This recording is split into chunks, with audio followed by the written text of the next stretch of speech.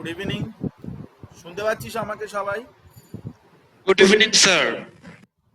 Good evening. আমরা chemical equilibrium পড়ছিলাম। তো কেমিক্যাল ইকুইলিব্রিয়ামের অনেক বড় চ্যাপ্টার, অনেক কিছু আছে। তো আমরা সেটা আবার আজকে শুরু করছি, আর একটা পার্ট।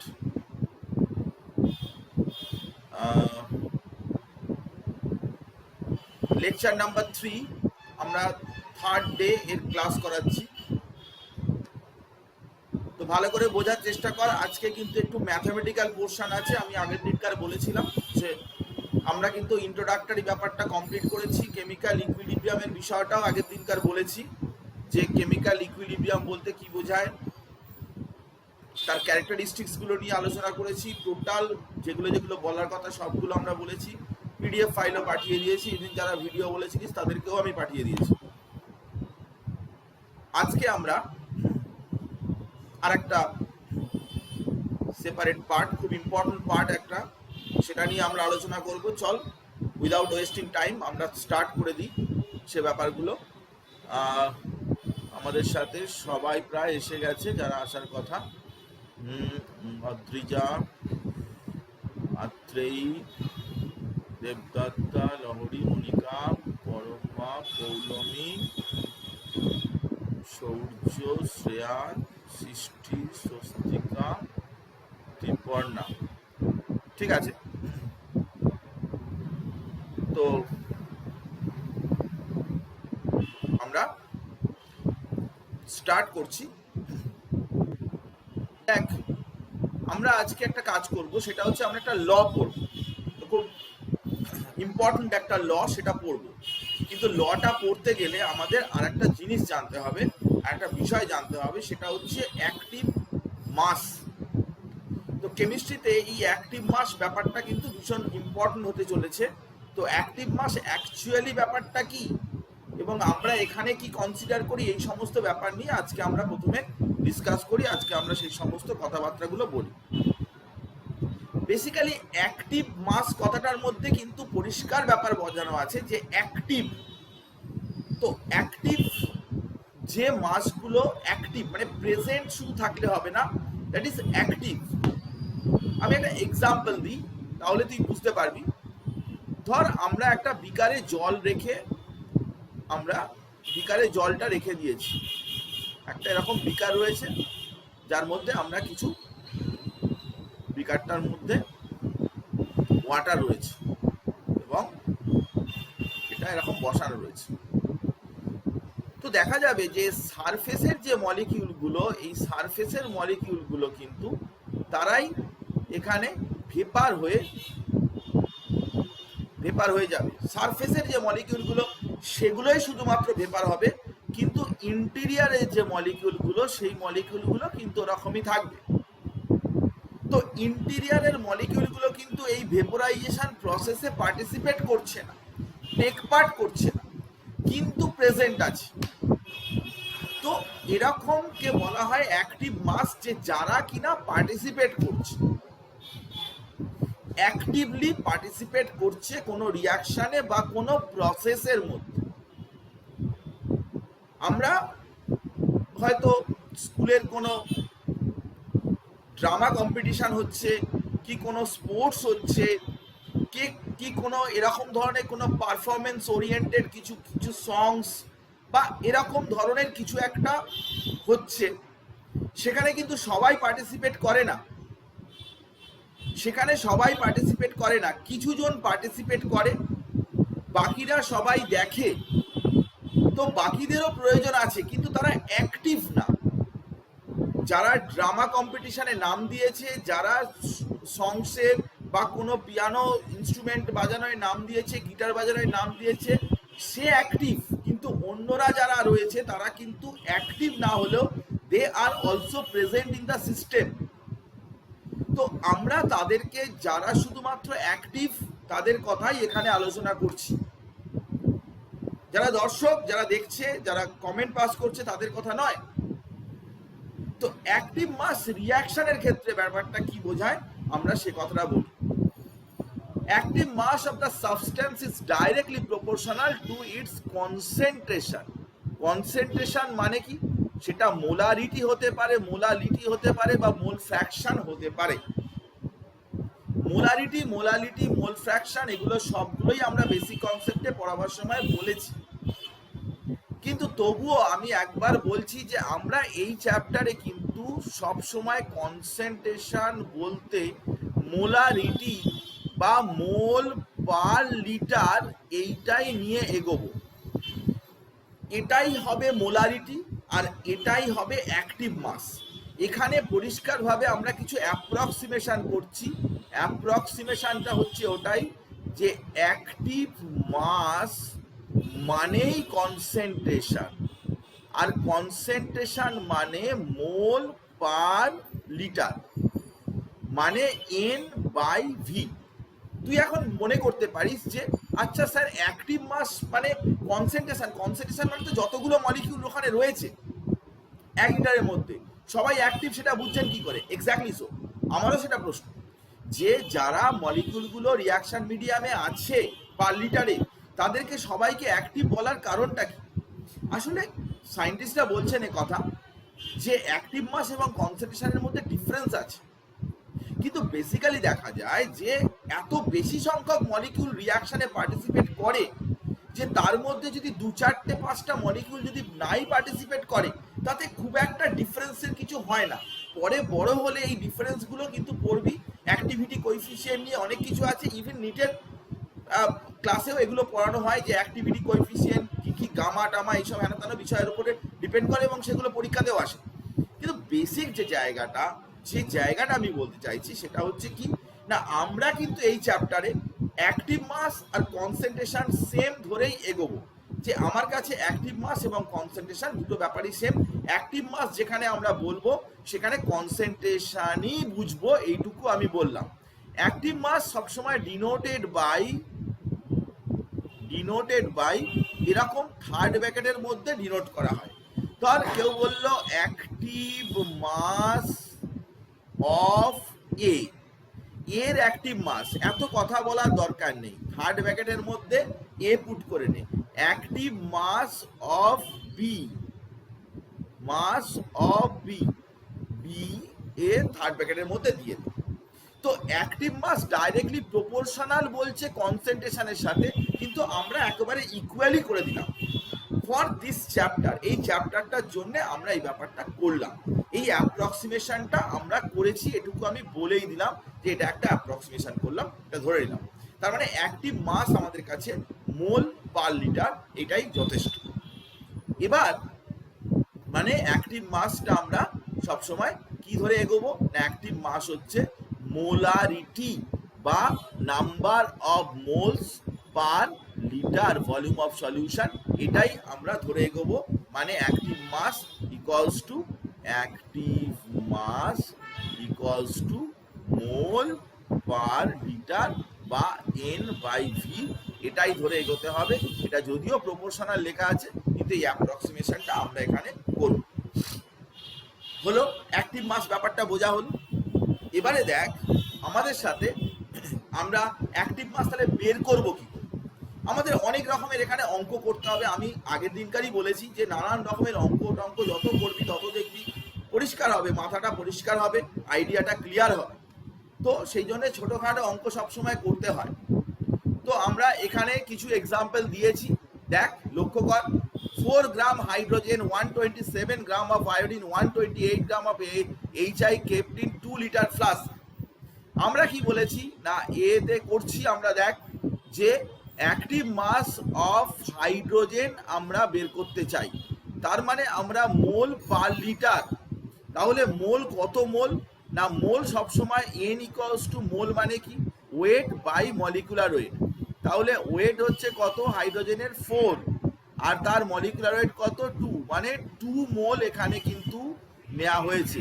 তাহলে N এর জায়গায় আমি 2 বসালাম, আর 2 লিটার ফ্লাস্ক আছে তাহলে 2 বসালাম, তাহলে 1 মোল পার লিটার হয়ে গেল এর কনসেন্ট্রেশন।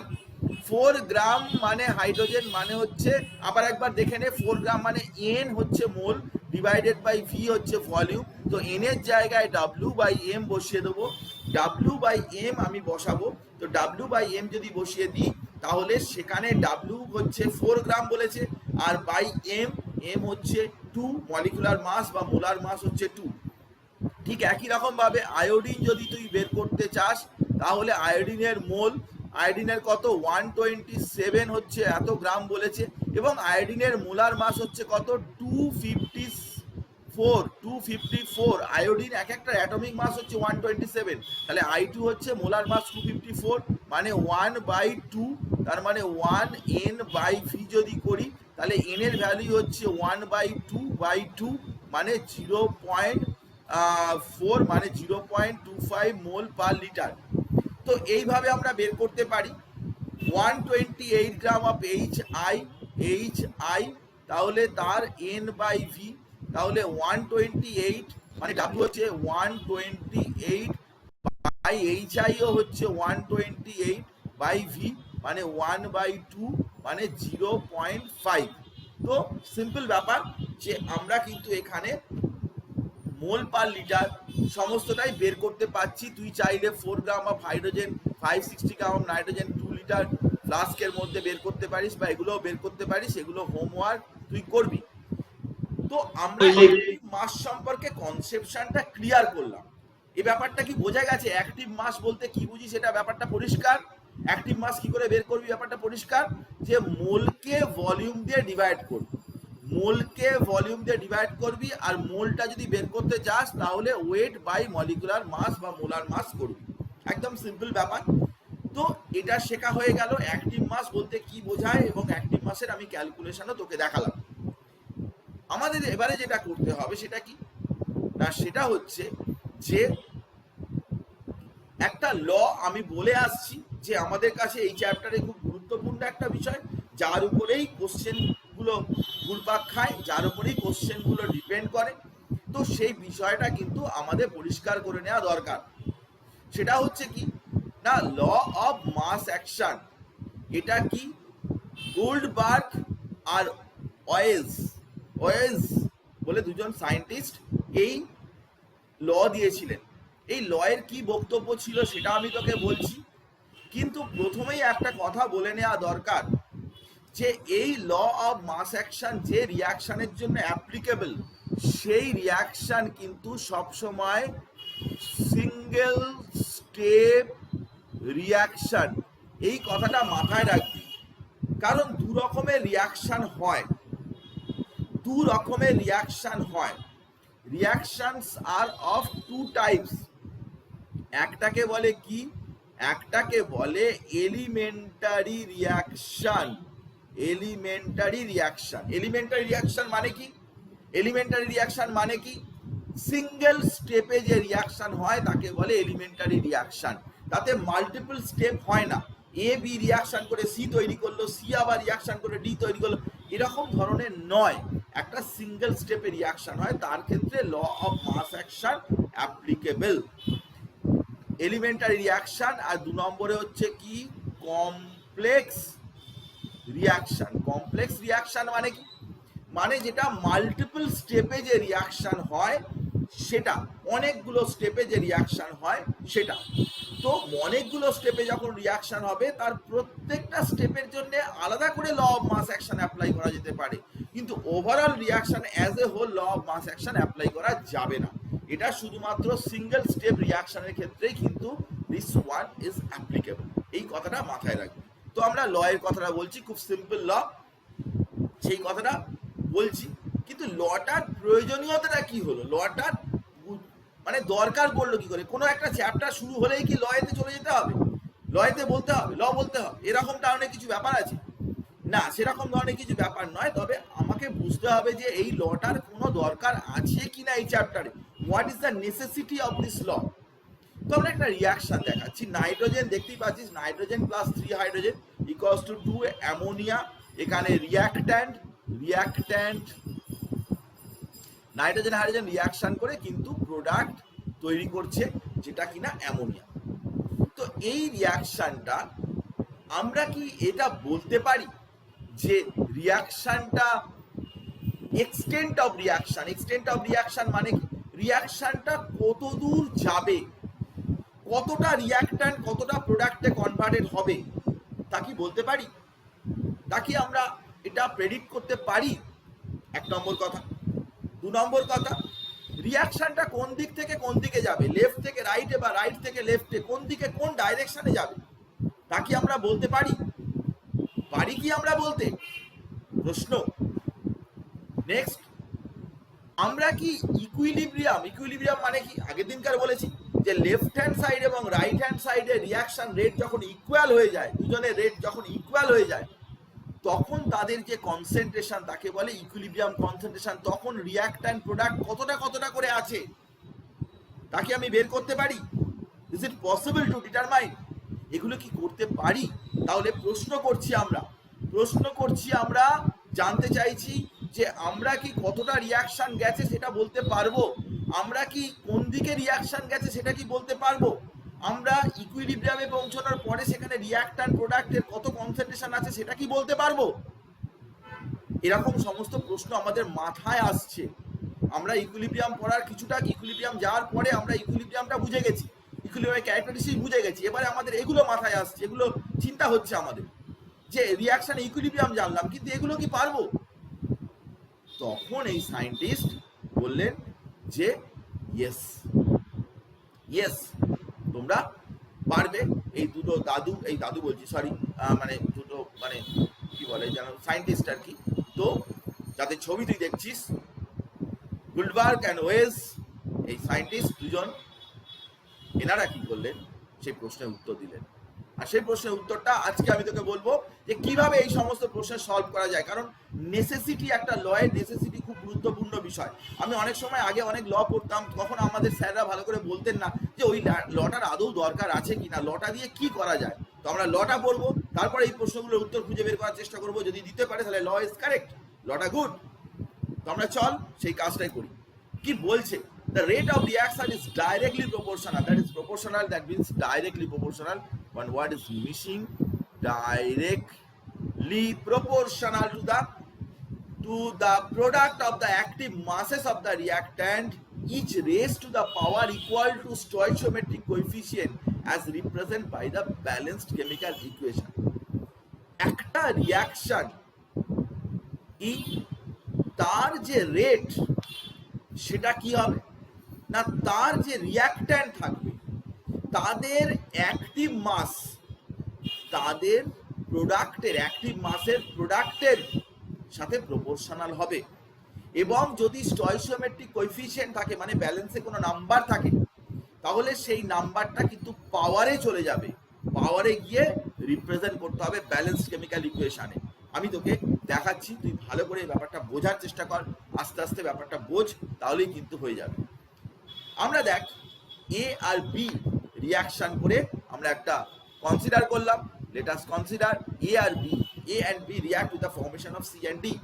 এ আর বি রিয়াকশন করে সি আর ডি তৈরি করছে, খুব সিম্পল ব্যাপার। তাহলে রিয়াক্ট্যান্টকে এ অ্যান্ড বি, প্রোডাক্টকে ইয়েস সি অ্যান্ড ডি হচ্ছে প্রোডাক্ট, রাইট হ্যান্ড সাইডে প্রোডাক্ট রয়েছে। ভালো কথা। ওনারা কি বলছেন? rate of chemical reaction is directly proportional to the active masses of the reactants.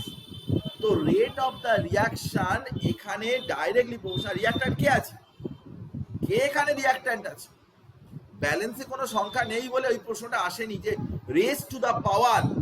এখানে এ আর বি এর কোনো ব্যালেন্সের নাম্বার নেই, আমি তোকে একটু বাদে দেখাচ্ছি, সব ধীরে ধীরে দেখাচ্ছি। তো rate of chemical reaction is directly proportional to the active masses of A and B. হ্যাঁ, এ অ্যান্ড বি হচ্ছে রিয়াক্ট্যান্ট, তাদের সাথে ডাইরেক্টলি প্রপোর্শনাল। তো এটা কিন্তু পুরো ফ্রম ল থেকে কিন্তু এটা ডাইরেক্টলি লিখে দিলাম। আর অ্যাক্টিভ মাস মানেই তো আমি আগেই বলেছি কি, মোলার কনসেন্ট্রেশন মানে হচ্ছে এন বাই ভি, মানে যেটা থার্ড ব্র্যাকেটের মধ্যে লেখা হবে। তো খুব স্বাভাবিক ব্যাপার। তাহলে কি লিখবো? এ আর বি যখন ফরওয়ার্ড দিকে রিয়াকশনটা করছে, ফরওয়ার্ড এই রিয়াকশনটা যাবে, কারণ দুদিকেই রিয়াকশনটা যাবে, সেই জন্য একটা প্রশ্ন চলে এলো যে আমরা ফরওয়ার্ডটাই প্রথমে ধরছি, ফরওয়ার্ড। তো তাতে আমরা কি লিখবো? না ফরওয়ার্ড রিয়াকশন, আরএফ বলে লিখছি। আরএফ হচ্ছে কি রেট অফ ফরওয়ার্ড। দেখ খুব সোজা, ফরওয়ার্ড, আমরা তো রেট অফ কেমিক্যাল রিয়াকশন লিখবো, তাহলে এখানে রেট অফ ফরওয়ার্ড রিয়াকশনকে যদি তুই আরএফ বলিস, তাহলে আরএফটা কিসের উপর ডিপেন্ডেন্ট? দেখ এ আর বি এর উপরে। আমি বলেছি মোলার কনসেন্ট্রেশনটাকে থার্ড ব্র্যাকেটের মধ্যে লিখতে, এরকম ভাবে লিখতে। তাহলে RF is directly proportional to A into B, প্রোডাক্টের সাথে ডাইরেক্টলি প্রপোর্শনাল। তুই লটা যদি দেখিস তাহলে বুঝতে পারবি যে লটাতে লেখা আছে যে rate of reaction is directly proportional to the product of active masses of the reactant. Active mass of the reactant, reactant এখানে কে আছে? রিয়াক্ট্যান্ট এখানে ফরওয়ার্ড রিয়াকশনের রিয়াক্ট্যান্ট কে আছে? এ আর বি আছে। তাহলে ল থেকে আমরা লিখে দিচ্ছি RF is directly proportional to concentration of A into concentration of B. Third ব্র্যাকেটের মধ্যে দেওয়া মানে কনসেন্ট্রেশন মানে মোল পার লিটার। তাহলে আমরা আরএফ ইকুয়ালস টু লিখতে পারি কি কে এফ, একটা কনস্ট্যান্ট লিখে দিলাম, প্রপোর্শনালিটি সাইন তুলে দিলে, ছোটবেলা থেকে পড়ে আসছিস, প্রপোর্শনালিটি সাইন তুলে দিলে আমরা একটা কনস্ট্যান্ট বসিয়ে দেবো। তো K F into A B বসিয়ে দিলাম। তো RF equals to K F into A B বসিয়ে দিলাম। তাহলে কে এফটাকে কি বলবো? এটাকে বলবো আমরা, এর নাম দিয়েছি আমরা কি rate constant for the forward reaction. এটা ফরওয়ার্ড রিয়াকশনের রেট কনস্ট্যান্ট বলা হচ্ছে, এটার নাম দেওয়া হয়েছে rate constant for the forward reaction, forward রিয়াকশনের রেট কনস্ট্যান্ট। তাহলে দেখ ল থেকে একবার পরিষ্কারভাবে বুঝে নে, এ আর বি রিয়াকশন করে সি আর ডি দিচ্ছে, আমি ফরওয়ার্ড দিকে রিয়াকশনটা কনসিডার করছি। তো গুলবার্গ অ্যান্ড ওয়েলস কি বলেছে? গুলবার্গ অ্যান্ড ওয়েলস বলেছে যে rate of the reaction is directly proportional the concentration of the reactant. তাহলে রেট অফ দ্য রিয়াকশন কি আরএফ ধরি, তাহলে RF is directly proportional to A B, proportionality sign তুলে দিলাম, তাহলে একটা কনস্ট্যান্ট দিলাম, that constant is known as K F. হলো? এবারে দেখ আমরা ব্যাকওয়ার্ড রিয়াকশনটা কথা ভাবছি। এবার ব্যাকওয়ার্ড রিয়াকশনে তখন কি সি আর ডি থেকে এ আর বি তৈরি হচ্ছে, তাহলে উল্টো দিকে রিয়াকশনটা ভাববো। তখন তাহলে ব্যাকওয়ার্ড রিয়াকশন হলে আমরা কি লিখবো? R B. R B, R বিটা কি হয়ে গেল? Backward reaction rate, backward reaction rate. তো R B is backward reaction rate, সেটা কার সাথে প্রপোর্শনাল হবে? সি এবং ডি এর সাথে প্রপোর্শনাল হবে। কারণ যখন ব্যাকওয়ার্ড রিয়াকশন তুই ভাবছিস তখন কিন্তু সেখানে রিয়াক্ট্যান্টকে কিসে থেকে কি হচ্ছে? সি আর ডি থেকে এ আর বি এর দিকে যাচ্ছে, তাহলে ব্যাকওয়ার্ড রিয়াকশনের রেটটা কি হবে? R B is proportional to C and D, concentration of C and concentration of D. তাহলে এটা প্রপোর্শনাল সাইন তুলে দেবো, তুলে দেওয়ার পরেই কিন্তু এখানে আসবে কি একটা কেবি বলে, এবং অবভিয়াসলি কেবিটাকে আমরা কি বলবো? যে KB is the rate constant for backward reaction. যেরকম ফরওয়ার্ড দিকে তুই করলি সেরকম ব্যাকওয়ার্ড দিকেও তুই একই রকম ভাবে লটাকে ইউজ করবি। ফরওয়ার্ড দিকে রিয়াক্ট্যান্ট এর সাথে প্রপোর্শনাল, ব্যাকওয়ার্ড দিকে যে রিয়াক্ট্যান্ট তার সাথে প্রপোর্শনাল। তাহলে এখন আর এফ আর আর বি তোর বেরিয়ে গেছে। আর এফ আর বি কি তুই জানিস? Rate of the forward reaction, rate of the backward reaction. এবারে তুই ভালো করে মনে করার চেষ্টা কর যে আমি ইকুইলিব্রিয়াম সম্পর্কে কি বলেছি। আমি বলেছি যে ইকুইলিব্রিয়াম মানে কি? ইকুইলিব্রিয়াম মানে আমি তোকে বলেছি যে যখন rate of the forward reaction আর rate of the backward reaction equal হয়। তুই আজকে ভেবে দেখ যে আমরা যখন ফরওয়ার্ড রিয়াকশনের রেটটার কথা লিখেছি আর এফ এ বি এর সাথে প্রপোর্শনাল, আর বি সি ডি এর সাথে প্রপোর্শনাল, এখানে একটা কে এফ এখানে একটা কে বি এরকম ভাবে লিখেছি, এদিকে আর বি এদিকে আর এফ লিখেছি। কিন্তু যখন ইকুইলিব্রিয়াম আসবে, যখন ইকুইলিব্রিয়াম হবে তখন আমরা কি লিখতে পারি? মনে করে দেখ আমি আগের ক্লাসে কি বলেছি? আমি বলেছি যে rate of the forward reaction is exactly equal to the rate of the backward reaction. Forward রিয়াকশনের রেট এবং ব্যাকওয়ার্ড রিয়াকশনের রেট এক্স্যাক্টলি সমান হবে, ইকুয়াল হবে। তাহলে আমি লিখতে পারি কি? এক্স্যাক্টলি সো আমরা লিখতে পারি R F equals to R B, এখানে লিখছি অ্যাট ইকুইলিব্রিয়াম। যখন ইকুইলিব্রিয়াম হয়েছে, ইকুইলিব্রিয়াম যখন হয় তখন rate of the forward reaction, rate of the backward reaction দুটোই ইকুয়াল হয়। আর এফ এবং আর বি দুটোই সমান হয়ে যায়, দুদিকে সমানভাবে রিয়াকশনটা চলে। রিয়াক্ট্যান্ট যতটা প্রোডাক্টে কনভার্ট হয়, প্রোডাক্ট ততটা রিয়াক্ট্যান্টে কনভার্ট হয়। আমি আগের ক্লাসে বলেছিলাম, ভালো করে তুই মনে করে দেখ। So R F equals to R B. তাহলে এবারে লিখছি কি না, আর এফ এর জায়গায় আমি লিখছি KF, KF A B into KB CD লিখছি। তাহলে আর এফ এর জায়গায় কেএফ এ বি লিখলাম, আর আরবির জায়গায় কেবি সিডি লিখলাম। এবার কেএফ আর কেবি এরা তো কনস্ট্যান্ট, তাহলে কেএফ আর কেবি যদি কনস্ট্যান্ট হয় তাহলে তাদের যে রেশিও সেটাও নিশ্চয়ই কনস্ট্যান্ট হবে। আমরা তাদেরকে রেশিও করে দিচ্ছি। এই যে KF by KB, KF by KB লিখলাম। এই যে কেএফ এটার তলায় কেবিটাকে পুট করে দিলাম, দিলে কি হবে না, উপরে কে থাকবে, উপরে থাকবে সি আর ডি, আর নিচে থাকবে এ আর বি। তাহলে এটাকে আমরা বলে দিলাম যে একটা ইকুইলিব্রিয়াম কনস্ট্যান্ট। এই যে রেশিওটাকে আমরা বলছি একটা ইকুইলিব্রিয়াম কনস্ট্যান্ট। এই রেশিওটাকে বলা হচ্ছে কেএফ বাই কেবিটাকে আমরা বললাম কেসি। কেসি এটা হচ্ছে মোল পার লিটারে বা কনসেন্ট্রেশনের রেসপেক্টে আমরা এটাকে এক্সপ্রেস করলাম। তো এটা হয়ে গেল তোর equilibrium constant of the reaction. Equilibrium constant. তাহলে একটু জলের বোতলটা এনে দেন, একটা জলের বোতল এনে। তো ইকুইলিব্রিয়াম কনস্ট্যান্ট হচ্ছে কি না, ওপরে তার প্রোডাক্ট গুলো থাকবে এবং রিয়াক্ট্যান্ট গুলো নিচে থাকবে। কেসি যখনই তুই লিখতে যাবি তখন কিন্তু উপরে রিয়াক্ট্যান্ট গুলো থাকবে এবং নিচে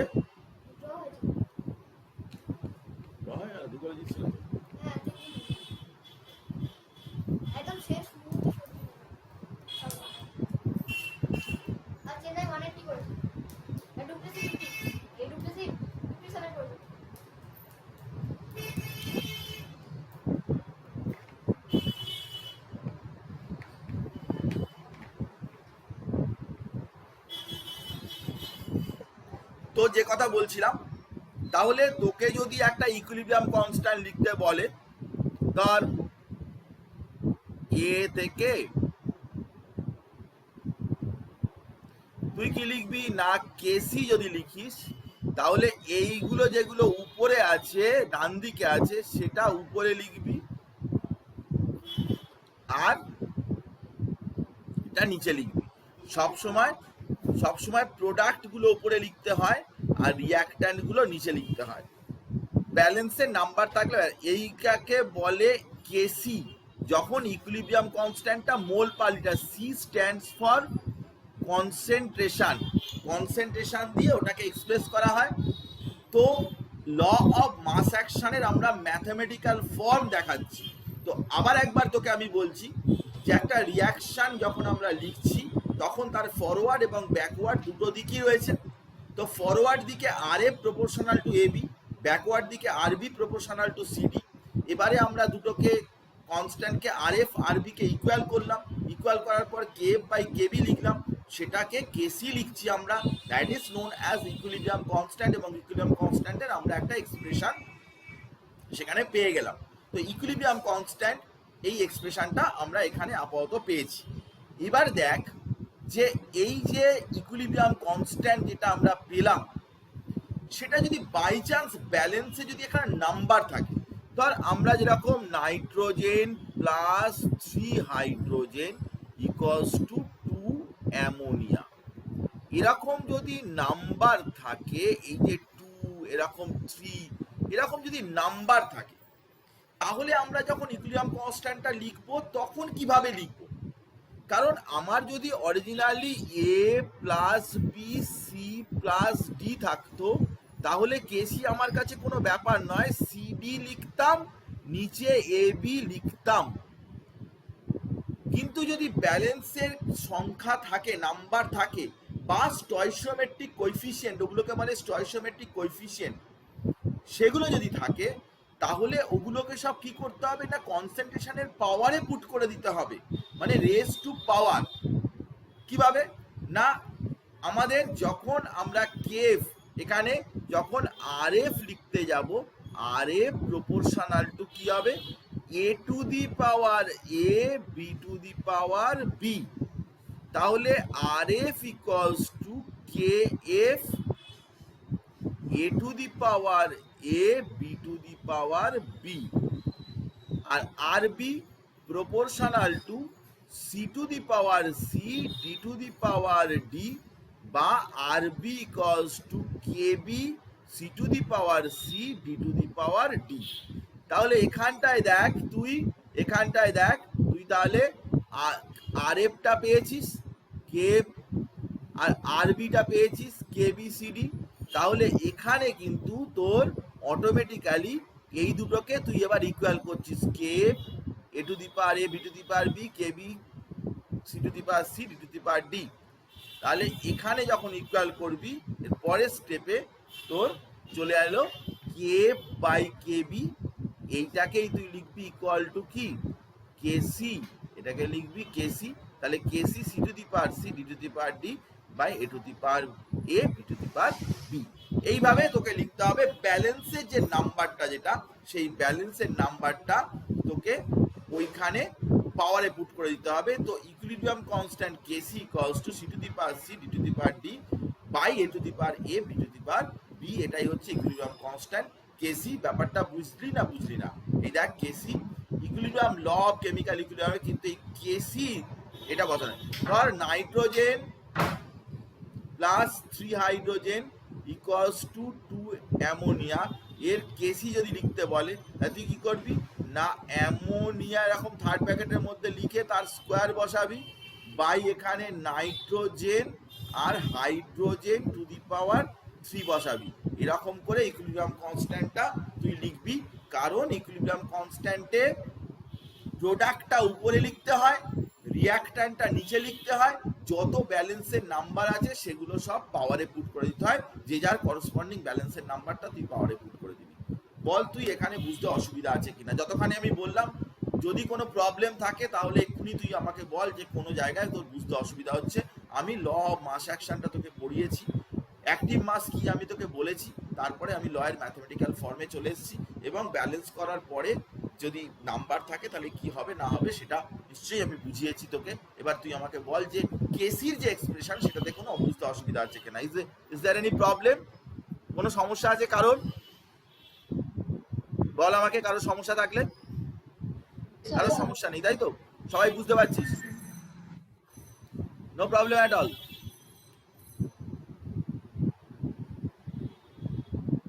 ঠিক আছে, আচ্ছা আমরা এবারে ইকুইলিব্রিয়াম কনস্ট্যান্ট নিয়ে আরো ফার্দার কিছু কথা বলতে চাই। সেটা হচ্ছে যে আমরা অনেক সময় দেখছি যে রিয়াকশানে কিছু গ্যাস পার্টিসিপেট করেছে, যেরকম একটু আগেই দেখলাম নাইট্রোজেন হাইড্রোজেন রিয়াকশন করে অ্যামোনিয়া তৈরি করেছে। তো কনসেন্ট্রেশন এই টার্মটা কিন্তু স্পেসিফিক্যালি ইউজ করা হয় কার ক্ষেত্রে না, এমন সলিডের ক্ষেত্রে যেগুলো কিনা ওয়াটার সলিউবল, মানে যেগুলো জলে সলিউবল হয়। কেসিয়ার এক্সপ্রেশন বলবো, আচ্ছা কেসিয়ার এক্সপ্রেশন আমি বলছি। তো এইটার ধর কেসির এক্সপ্রেশন, এই যেটা লেখা রয়েছে এখন, যেটা লেখা রয়েছে রিয়াকশনটা, এখন যে রিয়াকশনটা তোর লেখা রয়েছে এটার হয়তো কেসির এক্সপ্রেশন আমার লিখতে হবে। তাহলে কেসির এক্সপ্রেশন লেখাটা খুব সোজা, যেগুলো প্রোডাক্ট থাকবে সেগুলো উপরে লিখে দিবি, লিখে দিলি। যেগুলো রিয়াক্ট্যান্ট থাকবে সেগুলো নিচে লিখে দিলি থার্ড ব্র্যাকেটের মধ্যে দিয়ে। আর ব্যালেন্সে যে নাম্বার থাকবে সেগুলো তুই পাওয়ারে বসিয়ে দিবি। ব্যাস, সো সিম্পল, একদম কোনো জটিলতার কোনো ব্যাপার নেই। প্রোডাক্টটা উপরে, রিয়াক্ট্যান্টটা নিচে, উইদিন থার্ড ব্র্যাকেট দিয়ে যত ব্যালেন্সের নাম্বার আছে সব যে যার করসপন্ডিং পাওয়ারে পুট করে দিবি। মনিকা বুঝতে পেরেছিস? মনিকা আচ্ছা কথা বলবে না, ও লিখে জানাবে। আচ্ছা ও কথা বলবে না আমার সাথে। একদিন একটু ওর সাথে বোধহয় রাগারাগি হয়েছিল কিনা জানি না, মনে পড়ছে না। যাকে তো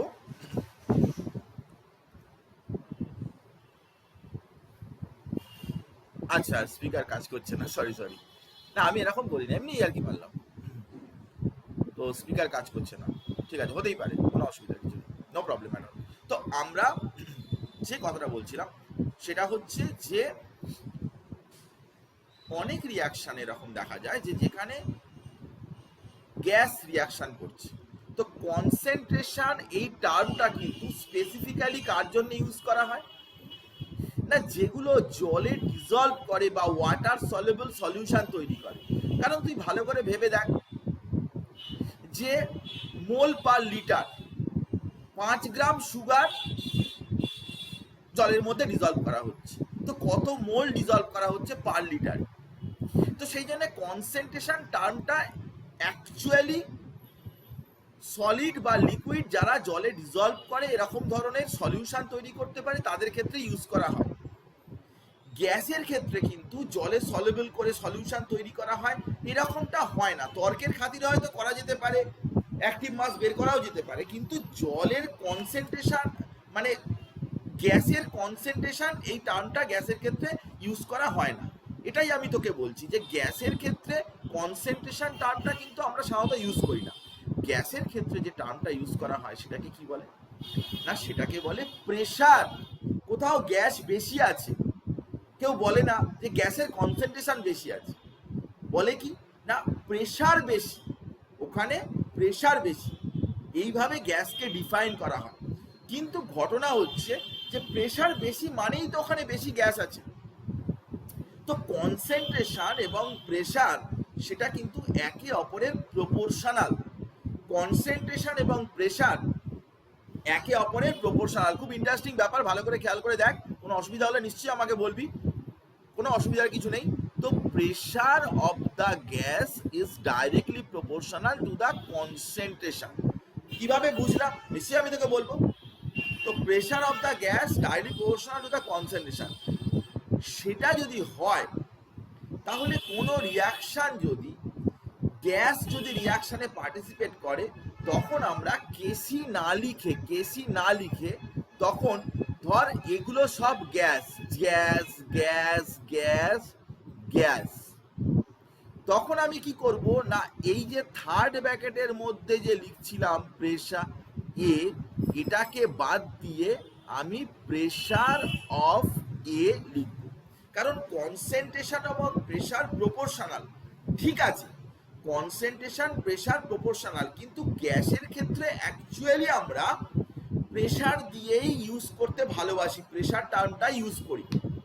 তো দ্যাটস ওয়াই আমরা কিন্তু ইকুইলিব্রিয়াম কনস্ট্যান্টটাও এখানে চেঞ্জ করে দেব, আমরা কেপি লিখব, এবং এখানে যেরকম মোল পার লিটার দিয়ে আমরা প্রকাশ করেছিলাম এক্সপ্রেস করেছিলাম এখানে একই রকম করব, কিন্তু শুধুমাত্র পি দিয়ে লিখবো, সব কিছু রিয়াক্ট্যান্ট প্রোডাক্টগুলো উপরে লিখবো, পি দিয়ে লিখবো, থার্ড ব্র্যাকেটের মধ্যে যেটা আছে ওটাকে পি দিয়ে লিখবো, ব্যালেন্সে যেরকম নাম্বার আছে সেরকম ব্যালেন্সের নাম্বারগুলোকে পাওয়ারে পুট করব, যা আগে করেছিলাম তাই করব, কিন্তু শুধু কেসির জায়গায় কেপি লিখবি আর ডান দিকে উপরে লিখবি প্রোডাক্টের প্রেসার ফর্মে লিখবি, যা পাওয়ারে লিখতিস তাই লিখবি।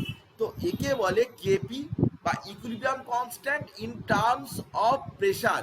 এটা হচ্ছে কি কেসি, এটা হচ্ছে কি equilibrium constant in terms of concentration.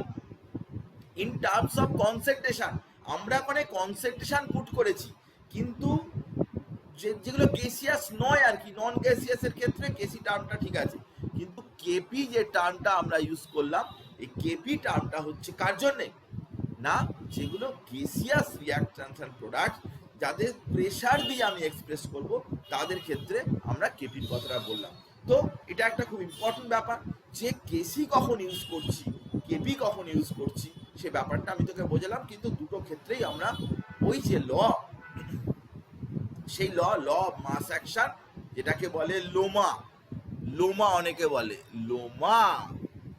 লোমা অনেকে বলে কিরে লোমাটা পড়েছিস, এই উল্টোপাল্টা কথা বলছিস, লোমা আবার কি না, লোমা মানে হচ্ছে ল অফ মাস অ্যাকশন, এইসব চলে আর কি মার্কেটে।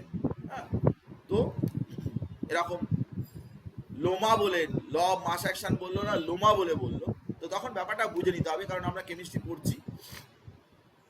তো এরকম একটা ঘটনার কথা আমি বলি, একটা মনে পড়ে যাচ্ছে আমার ঘটনাটা, এরকম ছোট করে বলাটা আমার ক্ষেত্রে কীরকম একটা প্রবলেম হয়ে গিয়েছিল, সেটা আমি একটু গল্পটা শেয়ার করছি, মানে সেটা আমার পার্সোনাল এক্সপিরিয়েন্স। আমার ক্ষেত্রেই হয়েছিল, অন্য কোনো বন্ধুর ক্ষেত্রে না, আমার ক্ষেত্রে হয়েছিল। তো আমি এমএসসি পড়তাম প্রেসিডেন্সি কলেজে। তো প্রেসিডেন্সি কলেজে একটা সিস্টেম ছিল, সেটা হচ্ছে যে আমরা কিন্তু প্রেসিডেন্সি কলেজে তো ক্লাস করতামই, অ্যাট দ্য সেম টাইম অন্য কলেজের যদি কোনো ভালো স্যারের ক্লাস থাকতো, তো প্রেসিডেন্সি কলেজ থেকে আমাদের বিশেষ পারমিশন ছিল যে আমরা সেই কলেজে গিয়ে, যেরকম সেন্ট জেভিয়ার্স, যেরকম সায়েন্স কলেজ, রাজাবাজারের সায়েন্স কলেজ, এসব জায়গায় গিয়েও আমরা অনেক সময়তেই ক্লাস করতাম। তো আমাদের রুটিনের মধ্যে ওগুলো থাকতো। তো কিরকম, খুব ইন্টারেস্টিং ব্যাপার, মানে তুই ভাবলেই অবাক হয়ে যাবি যে 2-3টে কলেজে একসাথে ক্লাস করছি, মানে তোর হাসি লাগবে। যেরকম তার টিফিনের আগে পর্যন্ত আমরা প্রেসিডেন্সিতে ক্লাস করলাম 1টা পর্যন্ত। এবারে 1:30 থেকে সায়েন্স কলেজে ক্লাস আছে, তো আমরা কি করলাম 1টা পর্যন্ত প্রেসিডেন্সি কলেজে ক্লাস করার পরে এবারে সবাই ট্যাক্সি ফ্যাক্সি করে, বাস ফাস ধরে, এইসব ধরে সায়েন্স কলেজ চলে এলাম। সায়েন্স কলেজে আবার পরপর 4টে ক্লাস করলাম। তো এরকম একদিনকার ঘটনার কথা আমি বলছি। তো বেশিরভাগ সময় কি হতো না, আমরা প্রেসিডেন্সি কলেজ থেকে সায়েন্স কলেজ হেঁটে হেঁটেই আসতাম আড্ডা মারার জন্য। সবাই প্রেসিডেন্সি কলেজের এক গাদা ছেলে মেয়ে, আমরা যারা কেমিস্ট্রি পড়তাম, তারা আড্ডা মারতে মারতে মারতে মারতে এই কেশব সেন স্ট্রিট দিয়ে হাঁটতে হাঁটতে হাঁটতে হাঁটতে দেরি করতে করতে সায়েন্স কলেজে আসতাম। তখন তো আর পড়াশোনা খুব ভালোবাসি, পড়াশোনা করবো এরকম নয়, জাস্ট প্রেসিডেন্সি কলেজ থেকে সায়েন্স কলেজে ক্লাস করতে হবে এইভাবে আসছি। তো ওরকম একদিন আসতে গিয়ে দেরি হয়েছে। তো আমাদের একজন ফিজিক্যাল কেমিস্ট্রি পড়াতেন, ডিসিএম বলে, প্রচন্ড কড়া, হ্যাঁ, দুলাল চন্দ্র মুখার্জি বলে একজন স্যার, তিনি এখন মারা গেছেন। তো আমি যখন পড়তাম প্রেসিডেন্সি কলেজে, তখন উনি সায়েন্স কলেজে ক্লাস নিতেন। তো খুব ভালো পড়াতেন, ভীষণ ভালো পড়াতেন। তো তো তখন সায়েন্স কলেজের যারা স্টুডেন্ট, তারা তো ক্লাস করতে শুরু করে দিয়েছে। এবার প্রেসিডেন্সি কলেজে আমরা প্রায় 15-20 জন ছিলাম। তো আমরা তখন সবে ঢুকবো, দেরি হয়েছে, ক্লাস প্রায় 5-7 মিনিট দেরি হয়ে গেছে। উনি খুব পাংচুয়াল, মানে 5 মিনিটের মধ্যে আর কি ঢুকতে হবে ক্লাসে, নাহলে ঢুকতে দেবেন না আর কি, এরকম টাইপের ব্যাপার জানতাম, তবুও দেরি করে এসছি। তো ক্লাসে ঢুকতে যাচ্ছি প্রথমেই, তো আমাকে জিজ্ঞাসা করছে কি ব্যাপার, why are you so late, কেন তো দেরি তোমাদের? তো তো আমি সামনে ছিলাম, আমাকে প্রথমে জিজ্ঞাসা করেছে ডিসিএম, কেন এত দেরি? তখন আমি বলেছি যে স্যার প্রেসিতে ক্লাস ছিল, তো প্রেসিতে ক্লাস করে আস্তে আস্তে স্যার দেরি হয়ে গেল। স্যার আর আমাকে একটা কিছু কথা বলেননি, ঠাস করে একটা চড় মেরে সঙ্গে সঙ্গে বলছে গেট আউট এখান থেকে। স্যার কি বললাম, কি করলাম? সত্যিই তো স্যার প্রেসিতে ক্লাস ছিল। তোমার লজ্জা করে না? প্রেসিডেন্সি কলেজের মতো কলেজটাকে প্রেসি করে, তার নামটাকে প্রেসি করে প্রেসি বলছো? মানে স্যার বুঝলাম না। বলছে প্রেসিডেন্সি কলেজ এরকম একটা নাম করা কলেজ, তার নামটাকে তুমি বিকৃত করে প্রেসিতে ক্লাস ছিল বলছো? আমি তখন বুঝতে পারলাম, বললাম সরি স্যার, হবে না। যে না সরি বলি না, বেরিয়ে যাও এখান থেকে, যাও গেট আউট। তো এরকম একটা কথা যে আমরা প্রেসিডেন্সি কলেজে পড়তাম, কিন্তু সেই প্রেসিডেন্সি কলেজকেই আমরা বলতাম যে প্রেসিতে ক্লাস ছিল তাই এত দেরি হয়েছে। প্রেসিডেন্সি কলেজটা এটাও বলতে পারতাম না। তো যাকে এটা আমি শেয়ার করলাম, এরকম মার খেয়েছিলাম আর কি। মানে তখন এমএসসি পড়ি, তখনও কিন্তু যথেষ্ট মার খাচ্ছি আর কি, মানে রীতিমতো চড়থাপ্পড় আর কি খেতাম আমরা, হ্যাঁ। তবুও কিন্তু ক্লাসে ঢুকিয়ে নিত, কিন্তু স্যারেরা ভীষণ ভালো ছিলেন, কিন্তু মার তখনও ছিল। আমরা যখন পড়তাম তখন কিন্তু এমএসসিতেও আমরা ভীষণ ভীষণ মার খেয়েছি, বিশেষ করে প্রেসিডেন্সি কলেজে তো বটেই। আমি তো প্রেসিডেন্সি কলেজে অনেকবারই ক্লাস থেকে আমাকে বের করে দিয়েছে, আর মারও খেয়েছি আমি অনেকবার। এরকম নয় যে আমি খুব সিনসিয়ার ভালো ভদ্র ছেলে ছিলাম, এখনও খুব একটা ভদ্র লাগে না, তখনও লাগতো না। আমি যথেষ্টই মার খেতাম এবং যথেষ্টই ক্লাসে গন্ডগোল করার জন্যে অনেকবারই ক্লাস থেকে বের করে দিয়েছি, এরকম ছিল। এখন আজকে টিচার হয়েছি, সবাইকে পড়াচ্ছি বলে আমি অস্বীকার করব না, এরকম বলবো না যে ভীষণ ভালো ছাত্র ছিলাম আর কি, সেই জন্যে প্রেসিডেন্সি কলেজে পড়তাম, এরকম ব্যাপারটা নয়। যথেষ্টই আর কি দস্যুপনা আমাদের মধ্যে ছিল, আমরা যথেষ্টই গন্ডগোল করতাম। তো এরকম একটা ঘটনা বললাম। এনিওয়ে, তো আমরা যেটা বলতে চাইছি সেটা হচ্ছে যে কেসি এবং কেপি দুটো ব্যাপার বুঝলাম, যে কেসি কখন অ্যাপ্লিকেবল এবং কেপি কখন অ্যাপ্লিকেবল। এই কেসি কেপি এই অ্যাপ্লিকেশনটা কিন্তু আমাদের কাছে খুব গুরুত্বপূর্ণ হয়ে দাঁড়ালো, যে আমরা কিন্তু রিলেশনশিপ বের করতে চাই বিটুইন কেপি অ্যান্ড কেসি। তো relationship relationship between KP and KC. খুব গুরুত্বপূর্ণ ব্যাপার, খুব ভালো ব্যাপার যে কেপি এবং কেসির মধ্যে কি রিলেশনশিপ আছে। দেখ বাঁদিকে একটা রিলেশনশিপ এখনই চলে এসছে, পিভি ইকুয়ালস টু এনআরটি। এই রিলেশনশিপটা সবাই নিশ্চয়ই আমরা জানি যে ইউনিভার্সাল গ্যাস ইকুয়েশন।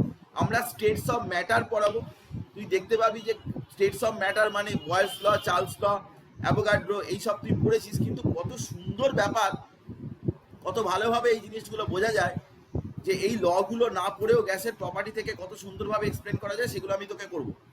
কিন্তু আপাতত দেখ ওখান থেকেই আমি একটা ল ইউজ করছি, সেটা হচ্ছে পিভি ইকুয়ালস টু এনআরটি। এটা হচ্ছে ইউনিভার্সাল গ্যাস ইকুয়েশন, মানে সব গ্যাসের জন্য, আইডিয়াল গ্যাসের জন্য এটা অ্যাপ্লিকেবল। তো পিভি ইকুয়ালস টু এনআরটি, এখানেই আমরা কি করলাম না প্রেশার এটাকে কি করলাম না এই ভিটাকে নিচে লিখে দিলাম, তাহলে N by V R T. N by V এটা নিশ্চয়ই জানিস যে কনসেন্ট্রেশন, কারণ কনসেন্ট্রেশন আমরা বলেছিলাম মোল পার লিটার। তাহলে এখানে কিন্তু আমরা এই জায়গাটায় বুঝে গেলাম যে pressure equals to concentration into RT, মানে প্রেশারের বদলে যদি আমি কিছু বসাতে চাই তাহলে সেখানে আমি কি বসাবো না, এটা হচ্ছে পিটা হচ্ছে প্রেশার, কনসেন্ট্রেশন ইন্টু আরটি। এখানে দেখ যে এন হচ্ছে কি নাম্বার অফ মোলস, এন হচ্ছে নাম্বার অফ মোলস, গ্যাসের ক্ষেত্রে নাম্বার অফ মোলস, আর কি না ভি হচ্ছে কি ভলিউম, তাহলে পি হচ্ছে প্রেশার, সব পরপর দেখ আলাদা আলাদা করে আমি দেখিয়ে দিয়েছি। পি হচ্ছে প্রেশার, এন হচ্ছে নাম্বার অফ মোলস, ভি হচ্ছে ভলিউম, আর কি আর হচ্ছে আর, আর মানে হচ্ছে ইউনিভার্সাল গ্যাস কনস্ট্যান্ট, এটা হচ্ছে কনস্ট্যান্ট, আর টি, টি হচ্ছে টেম্পারেচার মানে অ্যাবসলিউট স্কেল।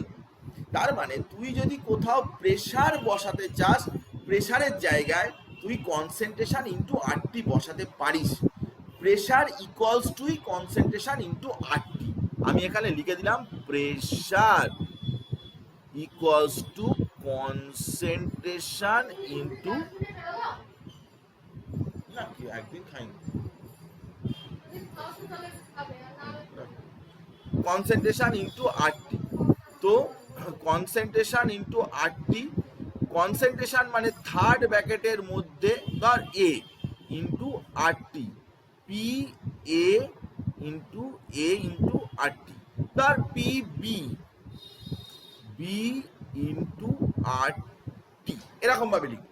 প্রেশারের পরিবর্তে কনসেন্ট্রেশন ইন্টু আরটি, এর প্রেশার এর কনসেন্ট্রেশন ইন্টু আরটি, ভি এর প্রেশার ভি এর কনসেন্ট্রেশন ইন্টু আরটি, এভাবে লেখা যাবে। কারণ এই রিলেশনশিপটায় তুই দেখেই বুঝতে পারছিস যে এন বাই ভি সেটা হচ্ছে মোলার কনসেন্ট্রেশন, মোলার কনসেন্ট্রেশন হচ্ছে C equals to N by V. তাহলে এন বাই ভি যেটা এখানে রয়েছে সেই এন বাই ভি এর পরিবর্তে আমি মোলার কনসেন্ট্রেশন বসাতে পারি। তাহলে প্রেশারের জায়গায় ইন প্লেস অফ প্রেশার তুই কনসেন্ট্রেশন ইন্টু আরটি লিখতে পারিস, প্রেশারের পরিবর্তে কনসেন্ট্রেশন ইন্টু আরটি এটা লেখা যেতে পারে। আমরা যখন রিলেশনশিপ বের করছি তখন কিন্তু এই জিনিসটা কাজে লাগবে। দেখ আমরা সেই রিলেশনশিপ দেখাচ্ছি তোকে। ধর আমরা রিয়াকশনটা লিখলাম A B B C C D D, এটা হচ্ছে রিয়াকশন, এটা যে কোনো একটা রিয়াকশন আমরা লিখেছি যেটা A B B C C D D. এবারে এই রিয়াকশনটার ক্ষেত্রে যদি তুই কেসি লিখিস আর কেপি লিখিস তাহলে কিভাবে লিখবি? সিম্পল ব্যাপার, কেসি লিখলে তুই যেরকম ভাবে লিখতিস একই রকম ভাবে লিখবি, শুধু কেসি লেখার সময় থার্ড ব্র্যাকেটের মধ্যে সি ডি এ বি লিখবি, আর কি না কেপি লেখার সময় পিসি পিডি পিএ পিবি এরকম করে লিখবি। তাহলে কেপি হচ্ছে প্রেশার ফর্মে লিখবি, আর কেসি হচ্ছে কনসেন্ট্রেশন ফর্মে বা থার্ড ব্র্যাকেটের মধ্যে দিয়ে লিখবি, প্রোডাক্টটা উপরে লিখবি, রিয়াক্ট্যান্টটা নিচে লিখবি, আর ব্যালেন্সের যে নাম্বারগুলো সেই নাম্বারগুলো যেরকম পাওয়ারে বসানোর কথা সেরকম পাওয়ারে বসিয়ে দিবি। এটুকুই করতে পারবি, একদম সিম্পল ব্যাপার। তো এখন এই যে রিলেশনশিপটা, এই রিলেশনশিপটাতে আমি এবারে বুঝতে পারছি যে আমরা একটু আগেই লিখলাম যে প্রেশারের পরিবর্তে তুমি কনসেন্ট্রেশন ইন্টু আরটি বসাতে পারো। কারণ আমি একটু আগেই লিখেছি, তুই মনে করে দেখ যে pressure equals to concentration into RT, মানে P equals to C into RT. এই সি এর জায়গায় আমি কনসেন্ট্রেশনটা প্রত্যেকটা আলাদা করে বসিয়ে দেবো। কিরকম ব্যাপারটা দেখ, যে আমরা এখানে দেখ number of moles into RT, আমি আগেই বললাম pressure directly proportional to C, এখানে লেখা আছে, তো এটা আগেও ছিল, সেটা এখনো রয়েছে। তাহলে পিসি যেখানে লেখা আছে, দেখ ভালো করে, আবার দেখ পিসি যেখানে লেখা আছে তার বদলে কি লিখতে পারিস, সি আর টি লিখতে পারিস। পিডি যেখানে লেখা আছে, এখানে দেখ পিডি, পিডি এখানে ক্যাপিটাল ডি হবে, পিডি, তাহলে তুই ডি আর টি লিখতে পারিস। পি এ, এই দেখ পি এ আছে, তার বদলে ই আর টি লিখতে পারিস। পিবি তার বদলে পি আর টি লিখতে পারিস। মানে যে কোনো জায়গায় প্রেসারের পরিবর্তে কনসেন্ট্রেশন ইন্টু আরটি তুই লিখতে পারিস। তো কনসেন্ট্রেশন আরটি লিখলি, এবারে এগুলো সব কিন্তু ওখানে বসা, মানে কি, এটা কেপি ইকুয়ালস টু কি আছে, এটা কেপি ইকুয়ালস টু এই জিনিসটা টোটাল লেখা আছে PC to the power C, PD to the power D, PA to the power A, PB to the power B. এইবারে তুই যখন এই C to the C R T লিখবি, তখন সি আর টি ওইখানে RT to the power C আর D, ওটা একই হয়ে যাবে, চলে আসবে। আমি তোকে দেখিয়ে দিচ্ছি আর একবার, এখানে যদি তোর বুঝতে অসুবিধা হয় আমি তোকে চল আরেকবার দেখিয়ে দিই। এখানে কোনো অসুবিধা নেই আমার দেখাতে, যে A A plus B B PC plus QD, তো তাহলে তোর কেপি ইকুয়ালস টু কি, PC to the power B, PD to the power Q by P A to the power A, PB to the power B. এরকম আছে। তুই এবার কি জানিস, যে প্রেসারের পরিবর্তে তার পি এ, তার পরিবর্তে তুই লিখবি কি এ আর টি, পি বি এর পরিবর্তে লিখবি কি বি আর টি, পি সি এর পরিবর্তে লিখবি কি সি আর টি, পি ডি এর পরিবর্তে লিখবি কি ডি আর টি। এইবারে দেখ এইখানটায় তুই লিখছিস, এই দেখ কেপি ইকুয়ালস টু পিসি, পিসির পরিবর্তে কি লিখবি সি আর টি, এই দেখ আমি লিখছি সি আর টি, কিন্তু তার একটা পাওয়ার আছে আবার কি, ওপরে একটা পাওয়ার আছে পি, ওপরে একটা পাওয়ার আছে পি, তো সেই পাওয়ারটা লিখতে হবে, পাওয়ারটা লিখতে হবে।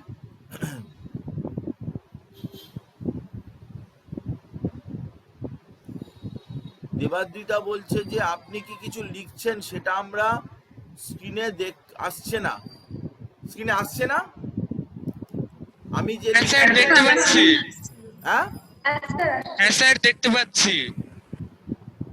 আমি তো ইয়েলো কালিতে ব্ল্যাকের ওপর লিখছি, এটা তো পুরো ফুল স্ক্রিনটাই আমি শেয়ার করছি।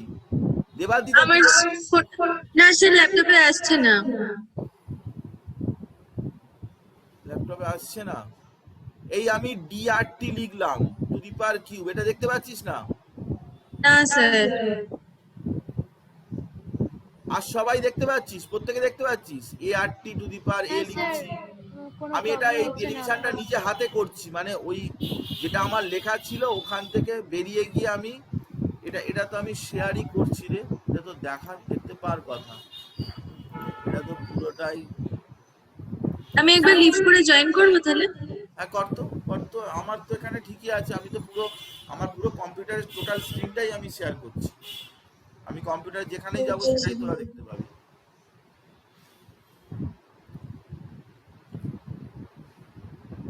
আচ্ছা, তাহলে তুই যখন এটা করছিস, এবারে দেখ এটাকে ভেঙে লেখ, এই থার্ড ব্র্যাকেটের মধ্যে C to the power P, আর এইটা D to the power Q by A to the power A, B to the power B. এবার দেখ ওপরে দেখ টি to the power R T to the পাওয়ার কি হবে, এই যে পি আর এই যে কিউ, তাহলে আর টি টু দি পাওয়ার এখানে পি প্লাস কিউ লিখতে পারি পাওয়ারে, নিচেরটা আর টি টু দি পাওয়ার কি লিখবো, নিচেরটা আর টি টু দি পাওয়ার এ দেখ এ আর বি রয়েছে, তাহলে নিচেরটাও এ আর বি এ প্লাস বি লিখতে পারি।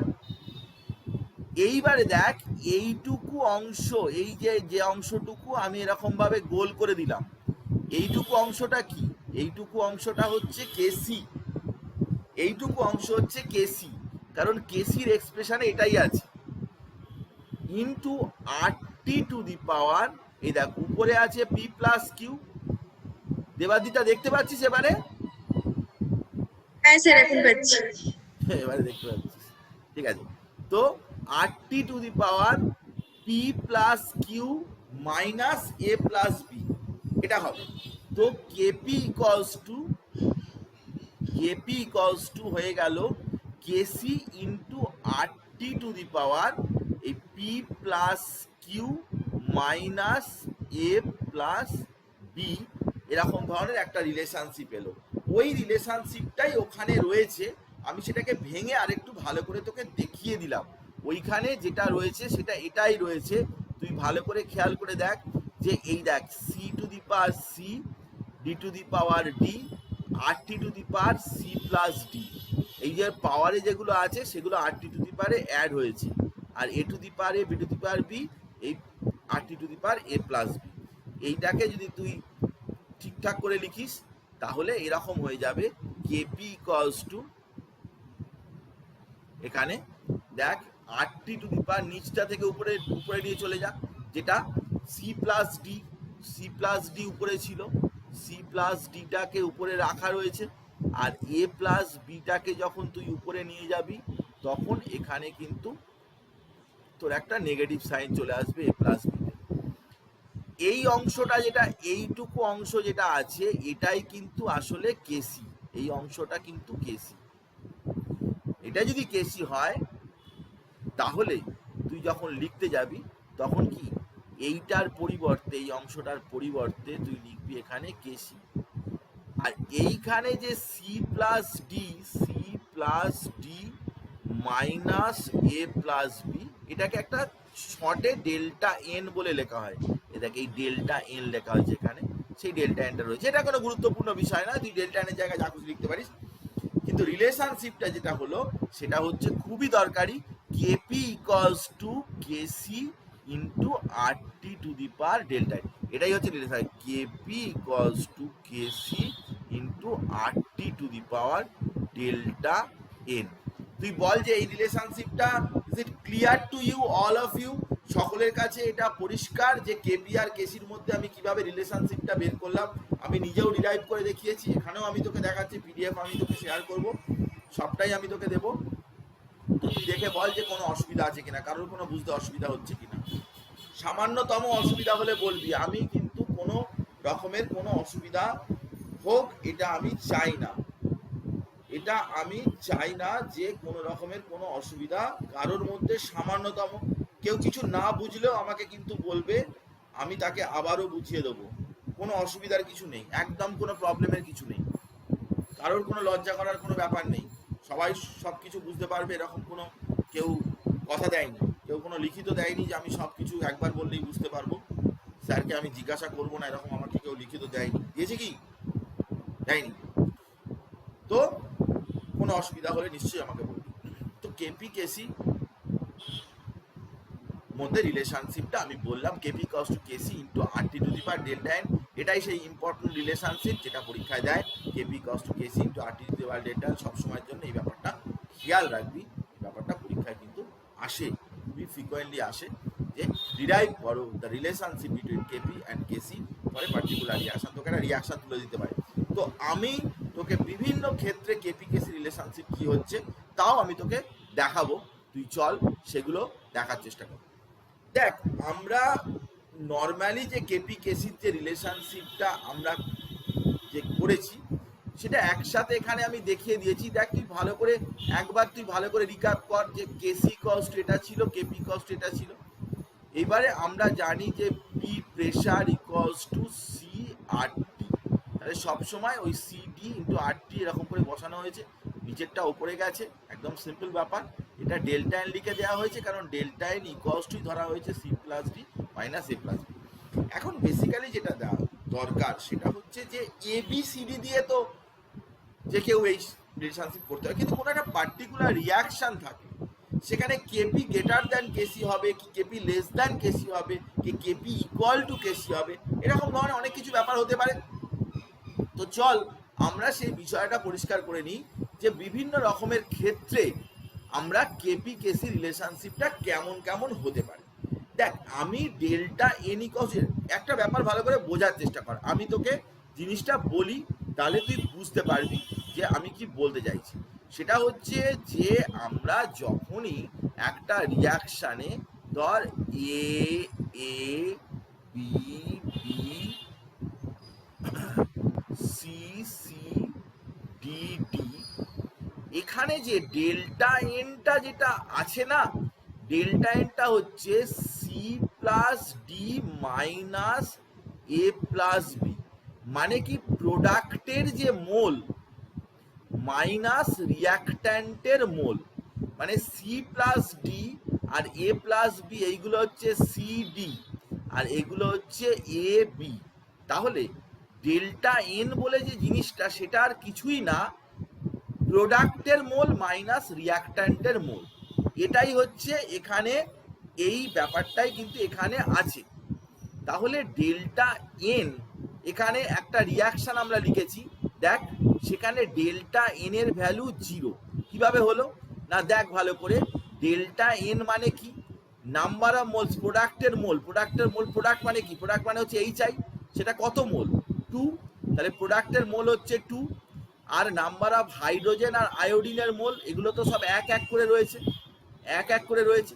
তাহলে এটাতে ডিফারেন্স করতে হয় C plus D minus A plus B, তাহলে যদি ডিফারেন্স করিস তাহলে 2 মাইনাস 2 মানে এখানে 0 চলে এলো, তাহলে ডেল্টা এন এর ভ্যালু 0।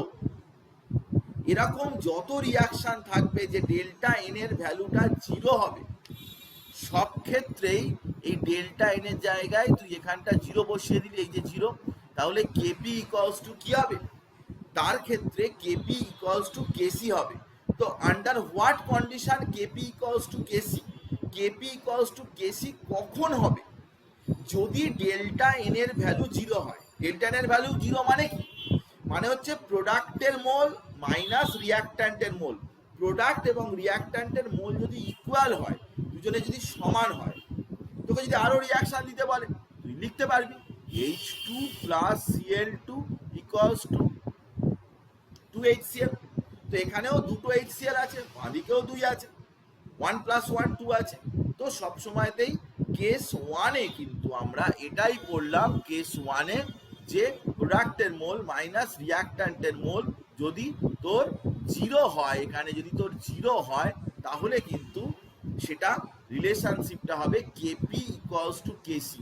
তোকে বলবে যে এমন একটা রিয়াকশন এক্সাম্পল দাও যেখানে কেপি ইকুয়ালস টু কেসি, দেখে এটা হচ্ছে কেস 1। এইবারে দেখ কেস 2, সেটা হচ্ছে ডেল্টা এন এর ভ্যালু নেগেটিভ। নেগেটিভ মানে কি, নেগেটিভ মানে হচ্ছে প্রোডাক্ট মোল মাইনাস রিয়াক্ট্যান্ট মোল, এটা করলে নেগেটিভ আসছে। নেগেটিভ আসছে কিরকম ভাবে, এই দেখ এই রিয়াকশনটায় 2 আছে, প্রোডাক্টের মোল হচ্ছে 2, অ্যামোনিয়ার মোল হচ্ছে 2, আর রিয়াক্ট্যান্টের মোল দেখ 3 আর এখানে 1, মানে 3 প্লাস 1 মানে হচ্ছে 4, মানে 2 মাইনাস 4, তাহলে এটা মাইনাস 2 আসছে। তাহলে ডেল্টা এন এর জায়গায় যদি মাইনাস 2 বসাস তাহলে RT to the power minus 2 হচ্ছে। ভালো করে খেয়াল করে দেখ যে KP equals to KC by RT square, তাহলে KC equals to KP into RT square.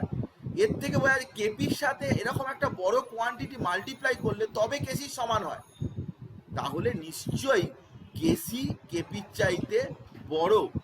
কেসি যদি কেপির চাইতে বড় না হতো তাহলে কেপির সাথে ওরকম টেম্পারেচার আর এগুলো মাল্টিপ্লাই করার পরে কেসির সমান হতো না, তাহলে ডেফিনেটলি কিন্তু কেসি ইজ গ্রেটার দ্যান কেপি। এই ব্যাপারটা কিন্তু তুই খেয়াল রাখবি যে কেসি কিন্তু কেপির চাইতে বড়। কেসি যদি কেপির চাইতে বড় না হতো তাহলে কিন্তু এই যে রিলেশনশিপটা, এই রিলেশনশিপটা আসতো না। KC equals to KP into RT square, এই রিলেশনশিপটা আসতো না। ভালো করে বোঝার চেষ্টা কর যে কেপি ইন্টু আরটি স্কোয়ার করলে তবে কেসির সমান হচ্ছে, তাহলে নিশ্চয়ই কি কেসিটা কেপির চাইতে বড়। তোকে যদি জিজ্ঞাসা করে যে কি কন্ডিশনে, under what condition KC is greater than KP, কোন কন্ডিশনে কেসি কেপির চাইতে বেশি হতে পারে, তখন তুই অবশ্যই বলবি যে ডেল্টা এন যদি নেগেটিভ হয়, ডেল্টা এন এর ভ্যালু যদি নেগেটিভ হয় তাহলে সব সময়ের জন্যেই কিন্তু কেসি গ্রেটার দ্যান কেপি হবে। কেসি কেপির চাইতে ভ্যালুটা বেশি হবে যদি সেখানে ডেল্টা এন এর ভ্যালুটা নেগেটিভ ভ্যালু হয়। এই ব্যাপারটা খেয়াল রাখবি। কেস 2তে আমরা এটা বললাম।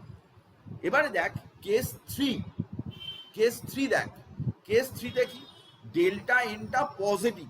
এখানে দেখ ডেল্টা এন এর ভ্যালু পজিটিভ। কি করে আসছে ভালো করে দেখ, আমি পরিষ্কার করে বুঝিয়ে দিয়েছি তোকে, কোনো অসুবিধার কিছু নেই। PCl3 আর Cl2 এগুলো হচ্ছে প্রোডাক্টের মোল। ডেল্টা এন মানেই হচ্ছে কি প্রোডাক্ট মোল, প্রোডাক্ট মোল মাইনাস রিয়াক্ট্যান্ট মোল। তাহলে প্রোডাক্ট মোল হচ্ছে PCl3 আর Cl2 অ্যাড করলে 2 হচ্ছে, মাইনাস PCl5, PCl5 এখানে একটাই রয়েছে, তাহলে -1 মানে 1। তাহলে এটা বসালি, ডেল্টাটের জায়গায় তুই 1 বসালি। তাহলে দেখ কেপি কেসিকে আরটি দিয়ে মাল্টিপ্লাই করার পরে তবেই সেটা কেপির ইকুয়াল হচ্ছে, তবে তাহলে বোঝাই যাচ্ছে যে কেপি গ্রেটার দ্যান কেসি। কারণ না হলে কেসিকে একটা বড় কোয়ান্টিটি দিয়ে মাল্টিপ্লাই করার পরে তবে কেপির সমান হতো না। ডেফিনেটলি এটা কিন্তু বেশি, কেপি কিন্তু বেশি কেসির চাইতে, এবং যার জন্যে আমরা সব সময়তেই কিন্তু এখানে তোকে যদি কখনো জিজ্ঞাসা করে যে under what condition KP is greater than KC, তখন বলবি ডেল্টা এন এর ভ্যালু পজিটিভ যদি হয়। এবং এক্সাম্পল মনে রাখতে হবে কোন রিয়াকশনের ক্ষেত্রে, তোকে পরীক্ষায় জিজ্ঞাসা করবে কিন্তু। তো 3টে কেস আমি তোকে বললাম যে কেপি কখন কেসি, কেপি কখন কেসির সমান হয়, কেপি কখন কেসির চাইতে ছোট হয়, কেপি কখন কেসির চাইতে বড় হয়, সেসব জিনিসপত্র নিয়ে আলোচনা করেছি। তো তুই আমাকে বল যে আমরা ম্যাথমেটিক্যাল পোর্শন নিয়েই আজকে কিন্তু আলোচনা করছি, এবং কিছুই সেরকম একটা অতিরিক্ত কিছু না বোঝার মতো আমি তোকে বলছি না, একদম সিম্পল ব্যাপার। এবং এখানে আমি তোকে PDF পাঠাবো, তুই জলের মতো পরিষ্কার, তুই একবার রিডিং করবি, একবার পড়ে যাবি, অসুবিধা কিছু নেই। আমি সবসময় পড়াশোনার ব্যাপারটা দেখবি যে কয়েকটা বিষয় কিন্তু সবসময় খেয়াল রাখতে হয়। যেরকম পড়াশোনা স্ট্র্যাটেজি থাকা দরকার, পড়াশোনা করছিস যে তার একটা কিভাবে পড়াশোনা করবি, এগুলো কিন্তু স্ট্র্যাটেজি থাকা দরকার। এগুলো আমাদের সময় সবসময় হতো যে স্ট্র্যাটেজি থাকা দরকার। তো স্ট্র্যাটেজির মধ্যে সবসময় থাকে যে 6 থেকে 7 ঘন্টা কিন্তু ঘুমোতে হয়। তুই বলবি না আমি প্রচুর পড়বো, বেশি পড়বো, হবে না রে, কিছু কাজ হবে না, তোর ব্রেন কিন্তু অ্যাক্টিভলি পার্টিসিপেট করতে পারবে না। এবং পড়াশোনাটা কিন্তু 10 ঘন্টার মধ্যে সীমাবদ্ধ রাখা উচিত। 10 ঘন্টার কমও না, 10 ঘন্টার বেশি না। 10 ঘন্টার বেশি যদি তুই পড়িস, 14 ঘন্টা, 15 ঘন্টা, 18 ঘন্টা যদি তুই পড়িস, তাহলে সেই পড়াটা কিন্তু প্রোডাক্টিভ হবে না। আমার কথাটা ভালো করে বোঝার তুই চেষ্টা কর, আমি তোকে সায়েন্টিফিক ওয়েতেই টোটাল জিনিসটা বলবো। তুই যে প্রচুর পড়লেই যে সে ব্যাপারটা প্রোডাক্টিভ হবে, মানে পরীক্ষায় সেই জিনিসটা লিখতে পারবি, সেরকম কিন্তু নয়। সেই জন্য সবসময় তুই সেলফ বিলিফ রাখবি যে তুই 10 ঘন্টা তুই যদি পড়িস, সবসময় মেনটেন করে 10 ঘন্টা যদি তুই পড়িস, তবুও 6 থেকে 7 ঘন্টা তুই যদি ঘুমোস, তাহলে তোর কাছে কিন্তু আরও 7 ঘন্টার মতো, আরও 7 ঘন্টার মতো কিন্তু এক্সট্রা তোর থাকবে, যেটা আদার কাজকর্ম করার জন্যে, ফ্যামিলির সাথে সময় দেওয়ার জন্যে, গল্পগুজব করার জন্যে, সবগুলোর প্রয়োজন আছে। তো সেগুলো করেও কিন্তু তোর কাছে 10 ঘন্টা টাইম থাকবে ভালো রকম। এবং 10 ঘন্টা টাইমের মধ্যে কোনো সময়তেই তুই দেখবি যে টিচারের কাছে, তুই এই আমার কাছে পড়ছিস 1.5 ঘন্টা, তুই এরকম করে তুই দেখবি যে কোনো সময়ই যেন যে 4.5 ঘন্টার বেশি টিচারের কাছে পড়াতে সময় না যাতে চলে যায়, তোর নিজের জন্যে 5.5 ঘন্টা থাকতেই হবে, যেটা সেলফ স্টাডি নিজের জন্য। আর 4.5 ঘন্টা তুই কোচিং ক্লাস করলি, কোথাও অনলাইন ক্লাস করলি, কোথাও অফলাইন ক্লাস করলি, যাই করিস না কেন সেটা কিন্তু 4.5 ঘন্টার মধ্যে সীমাবদ্ধ থাকতে হবে। এছাড়াও আরও অনেক বিশেষ বিশেষ ব্যাপার রয়েছে, সেটা আমি তোকে একদিন একটা ক্লাস নিয়ে আমি আলাদা করে বলবো, যে কিভাবে ঠিক পড়াশোনার স্ট্র্যাটেজিটা করা উচিত, কত ঘন্টা করে কীরকমভাবে পড়া উচিত। সেটা নিটের জন্য এক রকমের স্ট্র্যাটেজি থাকে, বোর্ড এক্সামের জন্য এক ধরনের স্ট্র্যাটেজি থাকে, কিন্তু স্ট্র্যাটেজি ঠিক করা দরকার। আমরা ভীষণ যে পড়াশোনাটা করি, হয়তো পরীক্ষার সময় আগের দিন রাত্রি পড়ছি, কিন্তু তার আগে পড়ছি না, এগুলো কিন্তু স্ট্র্যাটেজি এগুলোকে বলে না। জীবনে ভালো রেজাল্ট করতে গেলে, একদম টপ ক্লাস লেভেলের যেতে গেলে কিন্তু তুই দেখছিস যে নিটের রেজাল্ট আউট হয়েছে, 720-তে 720 পেয়েছে 2টি স্টুডেন্ট। এবারে ভাব যে কিরকম, তারা কি দিনরাত পড়েছে এরকম নয়, কিন্তু এটা ভুল ধারণা যে তারা 24 ঘন্টা পড়াশোনা করেছে। না, প্রচুর পড়াশোনা করলে সেই জিনিসটা প্রোডাক্টিভ হয় না। তোকে ব্রেনকেও রেস্ট দিতে হবে। ব্রেন কি করবে না, সেটাকে রিটেনশন করবে। রিটেনশন মানে কি, তুই যেটা পড়েছিস সেটাকে ধরে রাখবে, রিটেন করবে, তার জন্য সময় দিতে হবে। তুই যদি পড়েই যাস সব সময়, দেখবি রিটেনশনটা হবে না, ধরে রাখার রিটেনশনটা হবে না, ধরে রাখতে পারবে না ব্রেন। তাহলে তুই 100% পড়াশোনা করার পরে 80% রিটেনশন হবে না, 20% হবে, যেটা পরীক্ষার ক্ষেত্রে খারাপই হবে। এবং আমি সবসময় এই ব্যাপারগুলো মানি। এবং পড়াশোনার টাইমটা তোর যেটা সুটেবল, তোর ব্রেন যে সময় সব থেকে ভালো কাজ করে। কারো হতে পারে যে রাত্রিবেলাতে ভালো পড়াশোনা করে, রাত্রের দিকে ভালো পড়াশোনা করে, সবাই চুপচাপ, জয়েন্ট ফ্যামিলিতে অনেক হয়তো ভাই বোনরা রয়েছে, সবাই এই করছে ওই করছে, টিভি চলছে, তো রাত্রের দিকে ভালো পড়াশোনা করতে পারে, রাত্রের দিকে করবে। কেউ ভোর ভোর উঠে পড়াশোনা করতে পারে, কেউ আবার সকাল পর্যন্ত ঘুমোতে পারে। একেবারেই কিন্তু এরকম চয়েস নেই। তোর যে সময় পড়তে ভালো লাগে, যে টাইমটা তোর ইউজফুল, সেই টাইমটা কিন্তু ইউজ করবি। এরকম কোনো ব্যাপার নেই যে কোনো টাইমটা তুই ইউজ করবি না, এরকম। আর সব থেকে বড় ব্যাপার হচ্ছে যে ফ্যামিলি মানে বাবা মা বা ভাই বোন, এদের সাথে কিন্তু সব সময়তেই কিন্তু দিনের মধ্যে অ্যাটলিস্ট যাতে 2 থেকে 3 ঘন্টা তুই সময় দিস, এটা কিন্তু দেওয়াটা দরকার। 2 থেকে 3 কি আবার দেখা যাচ্ছে, আচ্ছা, তো 2 থেকে 3 ঘন্টা কিন্তু সবসময় এই যে আমি ফেসবুক করি, আমি হোয়াটসঅ্যাপ করি, আমি সেরকম বলছি না ফেসবুক বা হোয়াটসঅ্যাপ, কিন্তু আমি বলতে চাইছি যে জাস্ট একটা রিক্রিয়েশন। এবং 2 ঘন্টা পড়ার পরে সবসময় কিন্তু একটা 10 থেকে 15 মিনিটের একটা ব্রেক দরকার লাগে। এগুলো সায়েন্টিফিক, ভীষণ সায়েন্টিফিক, এবং আমি জানি না তোরা এগুলো জানিস কিনা বা এগুলো আগে শিখে এসছিস কিনা বা কোনো টিচার বলেছে কিনা, কিন্তু আমার কাছে এক্স্যাক্ট প্রোফর্মা আছে, এক্স্যাক্ট একটা আইডিয়া রয়েছে যে সারাদিনের মধ্যে কিভাবে টাইম ইউটিলাইজ করা দরকার। এবং আমি আমার লাইফে, আমি যখন পড়াশোনা করতাম, আমি কিন্তু প্রচণ্ড বেশি পড়াশোনা করতাম না, কখনোই করতাম না। আমি রাত জাগতে ভালোবাসতাম এবং রাত্রেতেই আমি পড়াশোনা করতাম, কিন্তু কখনোই তা 10 ঘন্টা ছাড়িয়ে যেত না। এবং সেইভাবে পড়াশোনা করেই কিন্তু আমি রেজাল্ট করেছি। আমি যা জীবনে রেজাল্ট করেছি সেটা ওই 10 ঘন্টা পড়েই আমি রেজাল্ট করেছি, এবং সেটা সিস্টেমেটিক ওয়েতে করা দরকার, যে প্রত্যেক দিনই এই ব্যাপারটা মেনটেন করা দরকার। যদি আমার একদিন 8 ঘন্টা পড়া হয়, তাহলে পরের দিন কিন্তু আমাকে সেটা মেকআপ করতে হবে, এইভাবেই কিন্তু করতে হয়। উইকলি কিছু প্রোগ্রাম রাখতে হয়, মান্থলি প্রোগ্রাম রাখতে হয়, ডে ওয়াইজ প্রোগ্রাম রাখতে হয়। তো এগুলো আলাদা আলাদা করে নিজেকে ঠিক করতে হয়। এগুলোর একটা সায়েন্টিফিক প্রফর্মা আছে। আমি যদি তোরা চাস তাহলে আমি একদিন সেটা নিয়ে আলোচনা করব যে কীভাবে ঠিক এক্স্যাক্টলি পড়াশোনা করার দরকার রয়েছে। কারণ পড়াশোনাটা খুবই একটা মেন্টাল ব্যাপার। যারা এই ব্যাপারটাকে ঠিকঠাক করে ম্যানেজ করতে পারে, তারা কিন্তু পরীক্ষা, অনেক সময় দেখা যায় যে প্রচুর পড়াশোনা করেছে কিন্তু পরীক্ষায় ভালো রেজাল্ট করতে পারেনি, নাম্বার নিয়ে আসতে পারেনি। আর এমন হয়েছে যে খুব ভালো র্যাঙ্ক করেছে, জয়েন্টে বা নিটে র্যাঙ্ক করেছে, বা এইচএসে ভালো রেজাল্ট করেছে, র্যাঙ্ক করেছে, কিন্তু অতটাও ভালো মনে হয়নি যে পড়াশোনা করছে বলে মনে হয়েছে, এরকম নয়, কিন্তু ভালো র্যাঙ্ক করে গেছে, র্যাঙ্ক করে বেরিয়ে গেছে বা জীবনেও সাইন করেছে। এই ব্যাপারগুলো কিন্তু যার যথেষ্ট কারণ আছে, এগুলো কিন্তু বুঝতে হয়, সেই অনুযায়ী পড়াশোনা করতে হয় যে কীভাবে তুই পড়াশোনা করবি, কতগুলো অ্যাসেসমেন্ট টেস্ট দিবি, কোনটা কীভাবে রিভিশন করবি, কবে কবে রিভিশন করবি, কোন দিন রিভিশন করার দরকার, কতগুলো চ্যাপ্টার তুই রিভিশন করবি, একদম এক্স্যাক্ট প্রোফর্মা রয়েছে। আমি তোকে বলছি যে এক্স্যাক্ট একদম পুরো আইডিয়া রয়েছে, যে সেটা তুই সেট করে ফেলতে পারিস এবং দুর্দান্ত কাজ দেবে। এবং তুই ভাববি যে হ্যাঁ, একটা তোর পড়াশোনাটা নিজের মধ্যে একটা কনফিডেন্স চলে আসবে, সবসময় একটা হ্যাপাজার্ড ব্যানারে পড়াশোনা, এই পড়ছি একটা চ্যাপ্টার বহুদিন ধরে পড়িস, ব্যাস সেটা পরীক্ষার আগে গিয়ে খুলে দেখতে গেলি সেটা মনেই পড়ছে না কি পড়া হয়েছে। না, এসব হবে না। একদম দেখবি একদম পুরো ছকে বাঁধা হয়ে যাবে, একদম সব চ্যাপ্টার ঠিকঠাক পড়া হবে, সব বই ঠিকঠাক পড়া হবে, সব কটা সাবজেক্ট একদম গুড বই।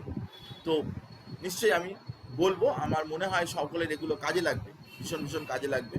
কারণ শুধু কেমিস্ট্রি পড়া নয়, আরও অনেকগুলো সাবজেক্ট আছে, সবগুলোই কিন্তু ঠিকঠাকভাবে টাইম দিতে হবে। এবং আমি সবসময় বলি যে যে কোনো ক্ষেত্রে যারা নিটের এক্সাম দিতে চায় বা যারা বোর্ডের এক্সাম দিতে চায়, সব ক্ষেত্রেই কিন্তু কেমিস্ট্রিতে টাইমটা একটু কম রাখলে চলবে, ফিজিক্সে কিন্তু অনেকটা টাইম রাখতে হয়, বা বায়োলজি বা ম্যাথস যারা পড়ে তাদের ক্ষেত্রে যদি কেউ টাইমটা এইভাবে রাখে সব থেকে ভালো, যে 1.5 ঘন্টা কেমিস্ট্রি পার ডে, 2 ঘন্টা ফিজিক্স, আর 2.5 ঘন্টা থেকে 3 ঘন্টা ম্যাথস বা বায়োলজি, যেটাই সে পড়বে আলটিমেটলি সে নিটের পরীক্ষা দেবে বা যা দেবে। তাই কেমিস্ট্রিকে আমি বলবো যে কম সময় পড়ো, একদমই আমি হিসাব করেই বললাম, মানে এগুলো বললাম তার পিছনে কারণ আছে, আমি সব কিছু হিসাব করেই বলি, এমনি আমার মনে হয়েছে এই মুহূর্তে মনে হয়েছে বলে দিলাম, কালকে আরেক রকম বলবো এরকম নয়, আমি সব কিছু হিসাব করি। এবং আমি তোকে হিসাব করেই বললাম যে 10 ঘন্টা পড়া, টিচারের কাছে পড়াশোনা কত ঘন্টা, 4.5 ঘন্টা, 5.5 ঘন্টা হচ্ছে এদিকে থাকছে তোর হাতে, এই 5.5 ঘন্টাকে তুই ভাগ করে নিবি, ইত্যাদি ইত্যাদি, এই সমস্ত ব্যাপারগুলো তুই যাকে আমি অন্যদিন বলবো। আজকে পড়াশোনা আমি ক্ষতি করতে চাই না, আমার যেটা পড়াবার কথা সেটা আমি পড়াই। তো আমরা ইকুইলিব্রিয়াম কনস্ট্যান্টের রিলেশনশিপগুলোকে নিয়ে ডিসকাস করছিলাম, তো খুব সুন্দর ব্যাপার। তো দেখতে পাচ্ছিস যে আমরা ইকুইলিব্রিয়াম কনস্ট্যান্ট কেপি কেসির মধ্যে রিলেশনশিপ আমরা নিয়ে আলোচনা করলাম। এরপর হচ্ছে কি না, কি কি ফ্যাক্টর আছে সেগুলো ইকুইলিব্রিয়াম কনস্ট্যান্টকে অ্যাফেক্ট করে। কোশ্চেন দেয়, এই জায়গা থেকে কোশ্চেন দেয় যে কি কি ফ্যাক্টর রয়েছে। লহরি কোথায় ছিল, এখন এসছে, দেখ। তো তো কি কি ফ্যাক্টর আছে ইকুইলিব্রিয়াম কনস্ট্যান্টকে অ্যাফেক্ট করে, চল আমরা দেখি, আর তার এক্সাম্পলও নিই। মোড অফ রিপ্রেজেন্টেশন, মানে একটা রিয়াকশনকে কিভাবে তুমি রিপ্রেজেন্ট করছো তার উপরে বিষয়টা কিভাবে ডিপেন্ড করে, আমি তোকে বোঝাচ্ছি, তুই আমার কথাটা ভালো করে তুই একটু শোন, যে মোড অফ রিপ্রেজেন্টেশনের উপরে কিভাবে ডিপেন্ড করে। দেখ, কোনো রিয়াকশন আমি অ্যাড করে একটা রিয়াকশন লিখছি, আমি তোকে দেখাচ্ছি কিভাবে ব্যাপারটা করছি, জাস্ট আমি তোকে লিখে দেখাচ্ছি যে কিভাবে হতে পারে ব্যাপারটা, কারণ না লিখলে ব্যাপারটা জমবে না, সব কিছু লেখা এখানে দেখিয়ে দিলে কিন্তু হবে না, আমি তোকে লিখে দেখালে তুই ব্যাপারটা ভালো বুঝতে পারবি, সেই জন্য আমি এখানে লিখে তোকে দেখাচ্ছি। ধরা যাক তুই এ থেকে একটা রিয়াকশন বি, বি থেকে সি, সি থেকে ডি হয়েছে। তো এই রিয়াকশনটার ইকুইলিব্রিয়াম কনস্ট্যান্ট হচ্ছে K1, এটার হচ্ছে K2, এটার হচ্ছে K3। মানে K1 কি যদি তোকে লিখতে বলে আরামসে লিখবি, আস্তে আস্তে লিখবি, রিয়াক্ট্যান্টটা নিচে, প্রোডাক্টটা উপরে, এটা তুই সিটা উপরে দিবি, বিটা নিচে দিবি, আর এটা তুই ডিটা উপরে দিবি, সিটা নিচে দিবি। তো এখানে তুই যদি এইভাবে যদি করিস তাহলে, আচ্ছা মনিকা বলছে আমাকে যে স্যার আমি না মাঝে মাঝে কিছু শুনতে পাচ্ছি না, খুব দুঃখ লাগলো আমার, কারণ আমার কথা শুনতে পাচ্ছিস না, আমি তো তোদের জন্যই বলছি। তো কি হয়েছে বাবা, আমি তো বুঝতে পারছি না ঠিক। আমি তো চেষ্টা করছি জোরে জোরে বলারই, তো সবাই কি শুনতে পাচ্ছে অন্যরা? হ্যাঁ স্যার, শুনতে পাচ্ছি। আচ্ছা, কিছু কিছু নেটওয়ার্কের সমস্যা হয়, তো আমরা সেরকম পরিস্থিতিতে যদি দেখিস যে নেটওয়ার্কের সমস্যা হচ্ছে, তাহলে আমি তোকে ভিডিওটা পাঠিয়ে দেবো। একান্তই কারো বেশি সমস্যা হলে তো সেটা পাঠিয়ে দিতেই হবে। তো আমি সেই জন্য সব ক্লাসই রেকর্ড করছি। আগে বললে একসাথে বলে দিলে, ক্লাসের পরেই সঙ্গে সঙ্গে বলে দিবি বা ক্লাসের আগে বলে দিবি, তাহলে কী হবে, সবাইকে একসাথে পাঠাতে সুবিধা হবে, নাহলে আপলোড হতে সময় লাগে, বিরক্ত হয়ে যাই আমি। তো এই রিয়াকশানটায় এ থেকে বি হয়েছে, বি থেকে সি হয়েছে, সি থেকে ডি হয়েছে। এবারে আমি এই তিনটেকে অ্যাড করলাম, অ্যাড করে একটা রিয়াকশান লিখছি। তো অ্যাড যখন করবি তখন বিবি কেটে যাবে, সিসি কেটে যাবে। তাহলে তোকে আমি বললাম যে এ টু ডি এর ইকুইলিব্রিয়াম কনস্ট্যান্টটা কি হবে, কে কি হবে। তো অনেকগুলো রিয়াকশান যদি অ্যাড করে যদি একটা রিয়াকশান হয়, প্রত্যেকটা ইন্ডিভিজুয়াল রিয়াকশান গুলোকে তুই যদি মাল্টিপ্লাই করিস K1 into K2 into K3 করিস, তাহলেই কিন্তু এই নতুন রিয়াকশানের ইকুইলিব্রিয়াম কনস্ট্যান্টটা পেয়ে যাবে। তুই যদি এ থেকে বি হয়েছে, বি থেকে সি হয়েছে, সি থেকে ডি হয়েছে, এই প্রত্যেকটা রিয়াকশানের আলাদা আলাদা করে ইকুইলিব্রিয়াম কনস্ট্যান্ট তুই জানিস, তাহলে তুই অ্যাড করলে যে রিয়াকশানটা হবে সেটাও তুই লিখতে পারবি। তোকে যদি ভ্যালু দেওয়া থাকে, তাহলে ওই আলাদা আলাদা রিয়াকশানগুলোকে জাস্ট মাল্টিপ্লাই করবি, তুই নতুন রিয়াকশানটার ইকুইলিব্রিয়াম কনস্ট্যান্ট পেয়ে যাবি, কোনো চাপ নেই। কেন কি করে হচ্ছে না, এই দেখ K1, তুই যদি এটা কেটা যদি এইটা এই রিয়াকশানে কেটা কি হবে যদি তুই লিখতিস, তাহলে কি হতো, সেটা ডি বাই এ হতো, এটাই হতো। এবারে তুই যদি K1 into K2 into K3 এটা করিস, তাহলে K1 কি দেখ, B by A, into K2 কি, C by B, into K3 কি, ডি বাই সি। তাহলে এই সি সি কেটে গেল, বি বি কেটে গেল, দেখ আলটিমেটলি কি পড়ে রইল, ডি ডি বাই এ পড়ে রইল। তাহলে অনেকগুলো রিয়াকশান যদি পরপর লেখা থাকে, তাদেরকে যদি কেউ অ্যাড করে, নতুন যে রিয়াকশানটা হবে তার ইকুইলিব্রিয়াম কনস্ট্যান্ট বের করা সোজা। কারণ ওই পুরানো যে প্রত্যেকটা স্টেপ ওয়াইজ যে রিয়াকশানের যে K1 K2 K3 দেওয়া রয়েছে, এগুলো অ্যাড করে যদি নতুন রিয়াকশান হয়, তাহলে ওগুলোকে মাল্টিপ্লাই করতে হবে। অনেকগুলো রিয়াকশান অ্যাড করে যদি নতুন রিয়াকশান হয়, তাহলে মাল্টিপ্লাই করতে হবে। তাহলে অ্যাড করলে এটা হবে, কিন্তু সাবট্রাক্ট করলে কি হবে না, অ্যাড করলে মাল্টিপ্লিকেশন করে লিখতে হবে, আর সাবট্রাক্ট করলে ডিভিশন। আমি তোকে সাবট্রাক্ট দেখাচ্ছি একটা, চল, একটা এখানে জায়গা নেই, অন্য জায়গাটা দেখাচ্ছি তো চল। যে আমরা ধর একটা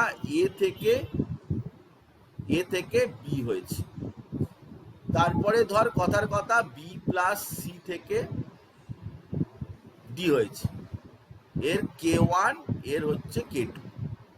তাহলে এটা সাবট্রাক্ট করছি, ধর সরি এটাকে, এটা ধর একটা ইকুয়েশন, এটা ধর একটা ইকুয়েশন, ধর 1 মাইনাস 2 করছি। তাহলে 1 মাইনাস 2 মাইনাস করছি A minus B minus C, right hand সাইডে কি হবে, বি মাইনাস ডি মাইনাস করছি। তাহলে আলটিমেটলি কি হবে, মাইনাস গুলোকে আমি উল্টো দিকে করে দেবো। তাহলে যেটা মাইনাস ছিল সেগুলোকে উল্টো দিকে করে দিয়েছি, এ প্লাস ডি। তাহলে A plus D to B plus C এর ইকুইলিব্রিয়াম কনস্ট্যান্ট কি হবে। এটার ইকুইলিব্রিয়াম কনস্ট্যান্ট যদি কে হয়, তাহলে তোকে আমি বলছি K1 বাই K2 হবে। হ্যালো হ্যালো, হ্যাঁ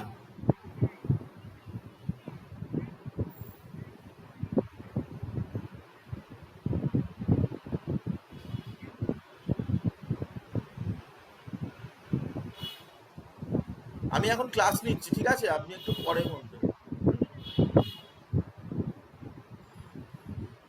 তো K1 K1 বাই K2, এইটা যদি তুই ডিভিশন করিস, যদি সাবট্রাকশন করিস তাহলে কি না, সাবট্রাকশন করলে এ থেকে বি মাইনাস সি করে যে নতুন রিয়াকশনটা হবে, সেই রিয়াকশনটায় কিন্তু কে যেটা আসবে সেটা K1 কে K2 দিয়ে ডিভাইড করলে, সাবট্রাকশন যখন করবি তখন তুই ডিভাইড করে ইন্ডিভিজুয়াল রিয়াকশনগুলোকে ডিভাইড করে নতুন রিয়াকশনের পাবি, আর যেটা তোর অ্যাড করে আসবে সেটা মাল্টিপ্লিকেশন করে নতুন রিয়াকশনটার পাবি। এটাই হচ্ছে তোর নতুন রিয়াকশন পাওয়ার ক্ষেত্রে এটাই নিয়ম। তারপরে ধর একটা রিয়াকশনকে যদি তুই উল্টো করে লিখিস, মানে মোড অফ রিপ্রেজেন্টেশন কত, এ প্লাস বি থেকে সি প্লাস ডি, সেটা তুই তার ইকুইলিব্রিয়াম কনস্ট্যান্ট ধর K1, এবারে সি প্লাস ডি থেকে এ প্লাস বি, তার ইকুইলিব্রিয়াম কনস্ট্যান্ট হচ্ছে K2। তো যদি এরকম হয়, তুই যদি রিয়াকশনটাকে উল্টো করে লিখিস তাহলে K2 ইকুয়ালস টু হবে কি না 1/K1, কারণ রিয়াকশনটাকে যখন তুই সোজাভাবে লিখেছিস এটা ছিল প্রোডাক্ট আর এটা ছিল রিয়াক্ট্যান্ট, কিন্তু তুই যখন উল্টো করে লিখলি তখন এ আর বি হয়ে গেল প্রোডাক্ট আর এটা রিয়াক্ট্যান্ট। তাহলে প্রোডাক্ট ইকুইলিব্রিয়াম কনস্ট্যান্টে সবসময় কি হয়, প্রোডাক্ট উপরে থাকে, রিয়াক্ট্যান্ট নিচে থাকে। তাহলে তুই প্রোডাক্ট রিয়াক্ট্যান্ট যদি উল্টে দিস তাহলে অটোমেটিক্যালি তাদের এক্সপ্রেশন বদলে যাবে, এবং এক্সপ্রেশন বদলে গেলে একটা আরেকটা রেসিপ্রোকাল হয়ে যাবে, K2 equals to K1 to the power -1 এরকম হবে। তো কিভাবে তুমি একটা রিয়াকশনকে রিপ্রেজেন্ট করছো সেটার উপরে কিন্তু তার ইকুইলিব্রিয়াম কনস্ট্যান্টটা ডিপেন্ড করে। দেখ আমি এখানে যেটা পড়াচ্ছিলাম সেখানে আছে মোড অফ রিয়াকশন রিপ্রেজেন্টেশন, তুমি কিভাবে রিয়াকশনটাকে রিপ্রেজেন্ট করছো, অনেকগুলো রিয়াকশনকে অ্যাড করে করছো কি অনেকগুলো রিয়াকশনকে সাবট্রাক্ট করে করছো, কি রিয়াকশনটাকে উল্টো করে করছো। দেখ, reaction is reversed then equilibrium constant will be reciprocal মানে 1/, যেটা হয় সেটাই হবে। তো মোড অফ রিপ্রেজেন্টেশন করার ক্ষেত্রে এই ব্যাপারটা কিন্তু গুরুত্বপূর্ণ, যে কিভাবে তুমি রিপ্রেজেন্ট করছো। এটা একটা গেল, কি কি ফ্যাক্টরের উপর ডিপেন্ড করে সেই ফ্যাক্টরের মধ্যে এটা একটা। আর কি সেকেন্ড ফ্যাক্টর হচ্ছে স্টয়চিওমেট্রি, মানে ব্যালেন্সের যে নাম্বার রয়েছে তার উপরেও অবশ্যই ডিপেন্ড করবে। ধর আমি একটা রিয়াকশনকে আমি যেমন খুশি, ধর তোর কাছে লেখা আছে যে 2AB থেকে A2 প্লাস B2 হচ্ছে, 2AB থেকে A2 প্লাস B2 হচ্ছে। তো এর ইকুইলিব্রিয়াম কনস্ট্যান্ট কি হবে? ধর যদি তুই লিখিস K1 তাহলে তুই কি লিখবি, A2 B2 উপরে লিখলি বাই নিচে লিখলি কি না AB স্কোয়ার লিখলি। কিন্তু কেউ একটা রিয়াকশনকে, ওই রিয়াকশনটাকে এইভাবে লিখলো, ধর half A2 plus half B2, তাহলে কি হয়ে গেল, তার ইকুইলিব্রিয়াম কনস্ট্যান্টটা কি হয়ে গেল না K2 ইকুয়ালস টু এরকম হলো A2 to the power half B2 to the power half by AB। তো এটা যখন লিখছে তখন তুই দেখ যে এই K1 এর যে এক্সপ্রেশনটা রয়েছে সেই K1 এক্সপ্রেশনটাকে যদি তুই রুট করে দিস, মানে K1 to the power half করে দিস, তাহলেই কিন্তু K2টা বেরিয়ে যাবে। তুই যেটা দিয়ে ডিভাইড করবি সেটাকেই রুটে বসিয়ে দিলে, এটাকে 2 দিয়ে ডিভাইড করেছিস, তাহলে তোর নতুন যে ইকুইলিব্রিয়াম কনস্ট্যান্টটা হবে সেটা কিন্তু পাওয়ারে বসে যাবে, যেটা তুই হাফ করেছিস ওটা কিন্তু পাওয়ারে বসে যাবে। নতুন ইকুইলিব্রিয়াম কনস্ট্যান্ট K2 হবে √K1। তাহলে তুই যদি ব্যালেন্সের নাম্বার চেঞ্জ করিস, এটা নর্মালি এই রিয়াকশন এবং এই রিয়াকশন দুটোকেই তোর দেখলে মনে হবে যে সেম রিয়াকশন, একই রিয়াকশন আছে। ওটাতে 2 ছিল, 2 দিয়ে আমি ডিভাইড করেছি, 2 দিয়ে আমি জাস্ট ডিভাইড করে দিয়েছি, কিন্তু ঘটনাটা হচ্ছে যে এটা করলে কিন্তু ইকুইলিব্রিয়াম কনস্ট্যান্টে কিন্তু তুই সুবিধা পাবি না। ইকুইলিব্রিয়াম কনস্ট্যান্ট কিন্তু রিঅ্যাকশনের রিপ্রেজেন্টেশন চেঞ্জ করা যায় না। রিঅ্যাকশনের রিপ্রেজেন্টেশনটা যেমন থাকবে তেমনই তোমাকে লিখতে হবে। রিঅ্যাকশনের রিপ্রেজেন্টেশন চেঞ্জ করে রিপ্রেজেন্ট করা যাবে না। করলে কিন্তু প্রবলেম হবে। ইকুইলিব্রিয়াম কনস্ট্যান্টে ভ্যালু চেঞ্জ করা যাবে। ফ্যাক্টরস অ্যাফেক্টিং ইকুইলিব্রিয়াম কনস্ট্যান্ট, কি কি ফ্যাক্টরের উপর ইকুইলিব্রিয়াম কনস্ট্যান্ট ডিপেন্ড করে? ইকুইলিব্রিয়াম কনস্ট্যান্ট ডিপেন্ডস অন স্টয়চিওমেট্রি, স্টয়চিওমেট্রির উপর অবশ্যই ডিপেন্ড করে। টেম্পারেচার, টেম্পারেচার চেঞ্জ করলে কিন্তু ইকুইলিব্রিয়াম কনস্ট্যান্ট সবসময় চেঞ্জ করে যাবে। ইকুইলিব্রিয়াম কনস্ট্যান্ট তো আসলে রিঅ্যাকশন রেটের সাথে প্রপোর্শনাল। রেট কত বেশি ফরওয়ার্ড রিঅ্যাকশন ব্যাকওয়ার্ড রিঅ্যাকশন হচ্ছে, তো টেম্পারেচার চেঞ্জ করলে তো রেটও চেঞ্জ হয়ে যায়। তো equilibrium constant changes only temperature, এবং সেখানে আমরা একটা ভ্যালু দেখাচ্ছি। কি হলো, কে কথা বলে? তো 298 কেলভিন, তাতে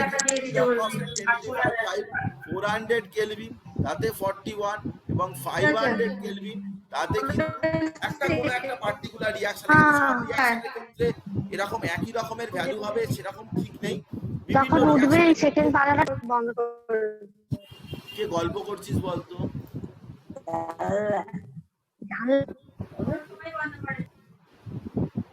এই যে পরমানাথ এ করছে গল্প।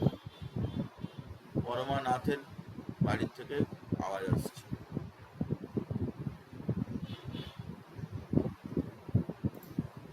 তো যে কথা বলছিলাম সেটা হচ্ছে যে ইকুইলিব্রিয়াম কনস্ট্যান্ট কিন্তু টেম্পারেচার চেঞ্জের সাথে চেঞ্জ করে। কারণ টেম্পারেচারের চেঞ্জের সাথে সাথে হয় ফরওয়ার্ড নয় ব্যাকওয়ার্ড কোনো একটা রিয়াকশন বেশি করে হয় বা কম হয়, তার ফলে রিয়াক্ট্যান্ট প্রোডাক্টের রেশিওটাও কিন্তু চেঞ্জ হয়, অবভিয়াসলি তাদের ভ্যালু চেঞ্জ হয়। তুই সবসময় এই জিনিসটা মনে রাখবি যে ইকুইলিব্রিয়াম কনস্ট্যান্ট কিন্তু টেম্পারেচারের উপরে কিন্তু অবশ্যই সেটা ডিপেন্ড করবে। এই ফ্যাক্টরের উপরে ইকুইলিব্রিয়াম কনস্ট্যান্ট ডিপেন্ড করবে। ইকুইলিব্রিয়াম কনস্ট্যান্ট সম্পর্কিত আরও অনেক বিষয় আছে যেগুলো আমরা ফার্দার ডিসকাস করব, ফার্দার বলবো, কিন্তু আজকে আমরা এই পর্যন্তই শেষ করছি। এরপরে আরও ক্যালকুলেশন আছে, আরও ম্যাথমেটিক্যাল ক্যালকুলেশন আছে। এটা একদিনে শেষ হওয়ার মতো জিনিস নয়, এবং সেটা সময় লাগবে শেষ হতে। আরও বেশ কিছু জিনিসপত্র রয়েছে। কারো যদি পরীক্ষায় যদি কোনো অতিরিক্ত চ্যাপ্টার দরকার লাগে তাহলে আমি বলেছি যে আমরা সিঙ্গেল ডেতে সেই চ্যাপ্টার শেষ করে দেবো, যাতে পরীক্ষার জন্যে যতটা লাগবে সেটা পড়িয়ে দেওয়া যায়। পরে আবার যখন ক্লাসে পড়া হবে তখন এরকমভাবে ডিটেলে যেরকম পড়ানো হচ্ছে সেরকম পড়ানো হবে। আজকে পর্যন্ত থাকলো। আমি ভিডিওটা সবাইকে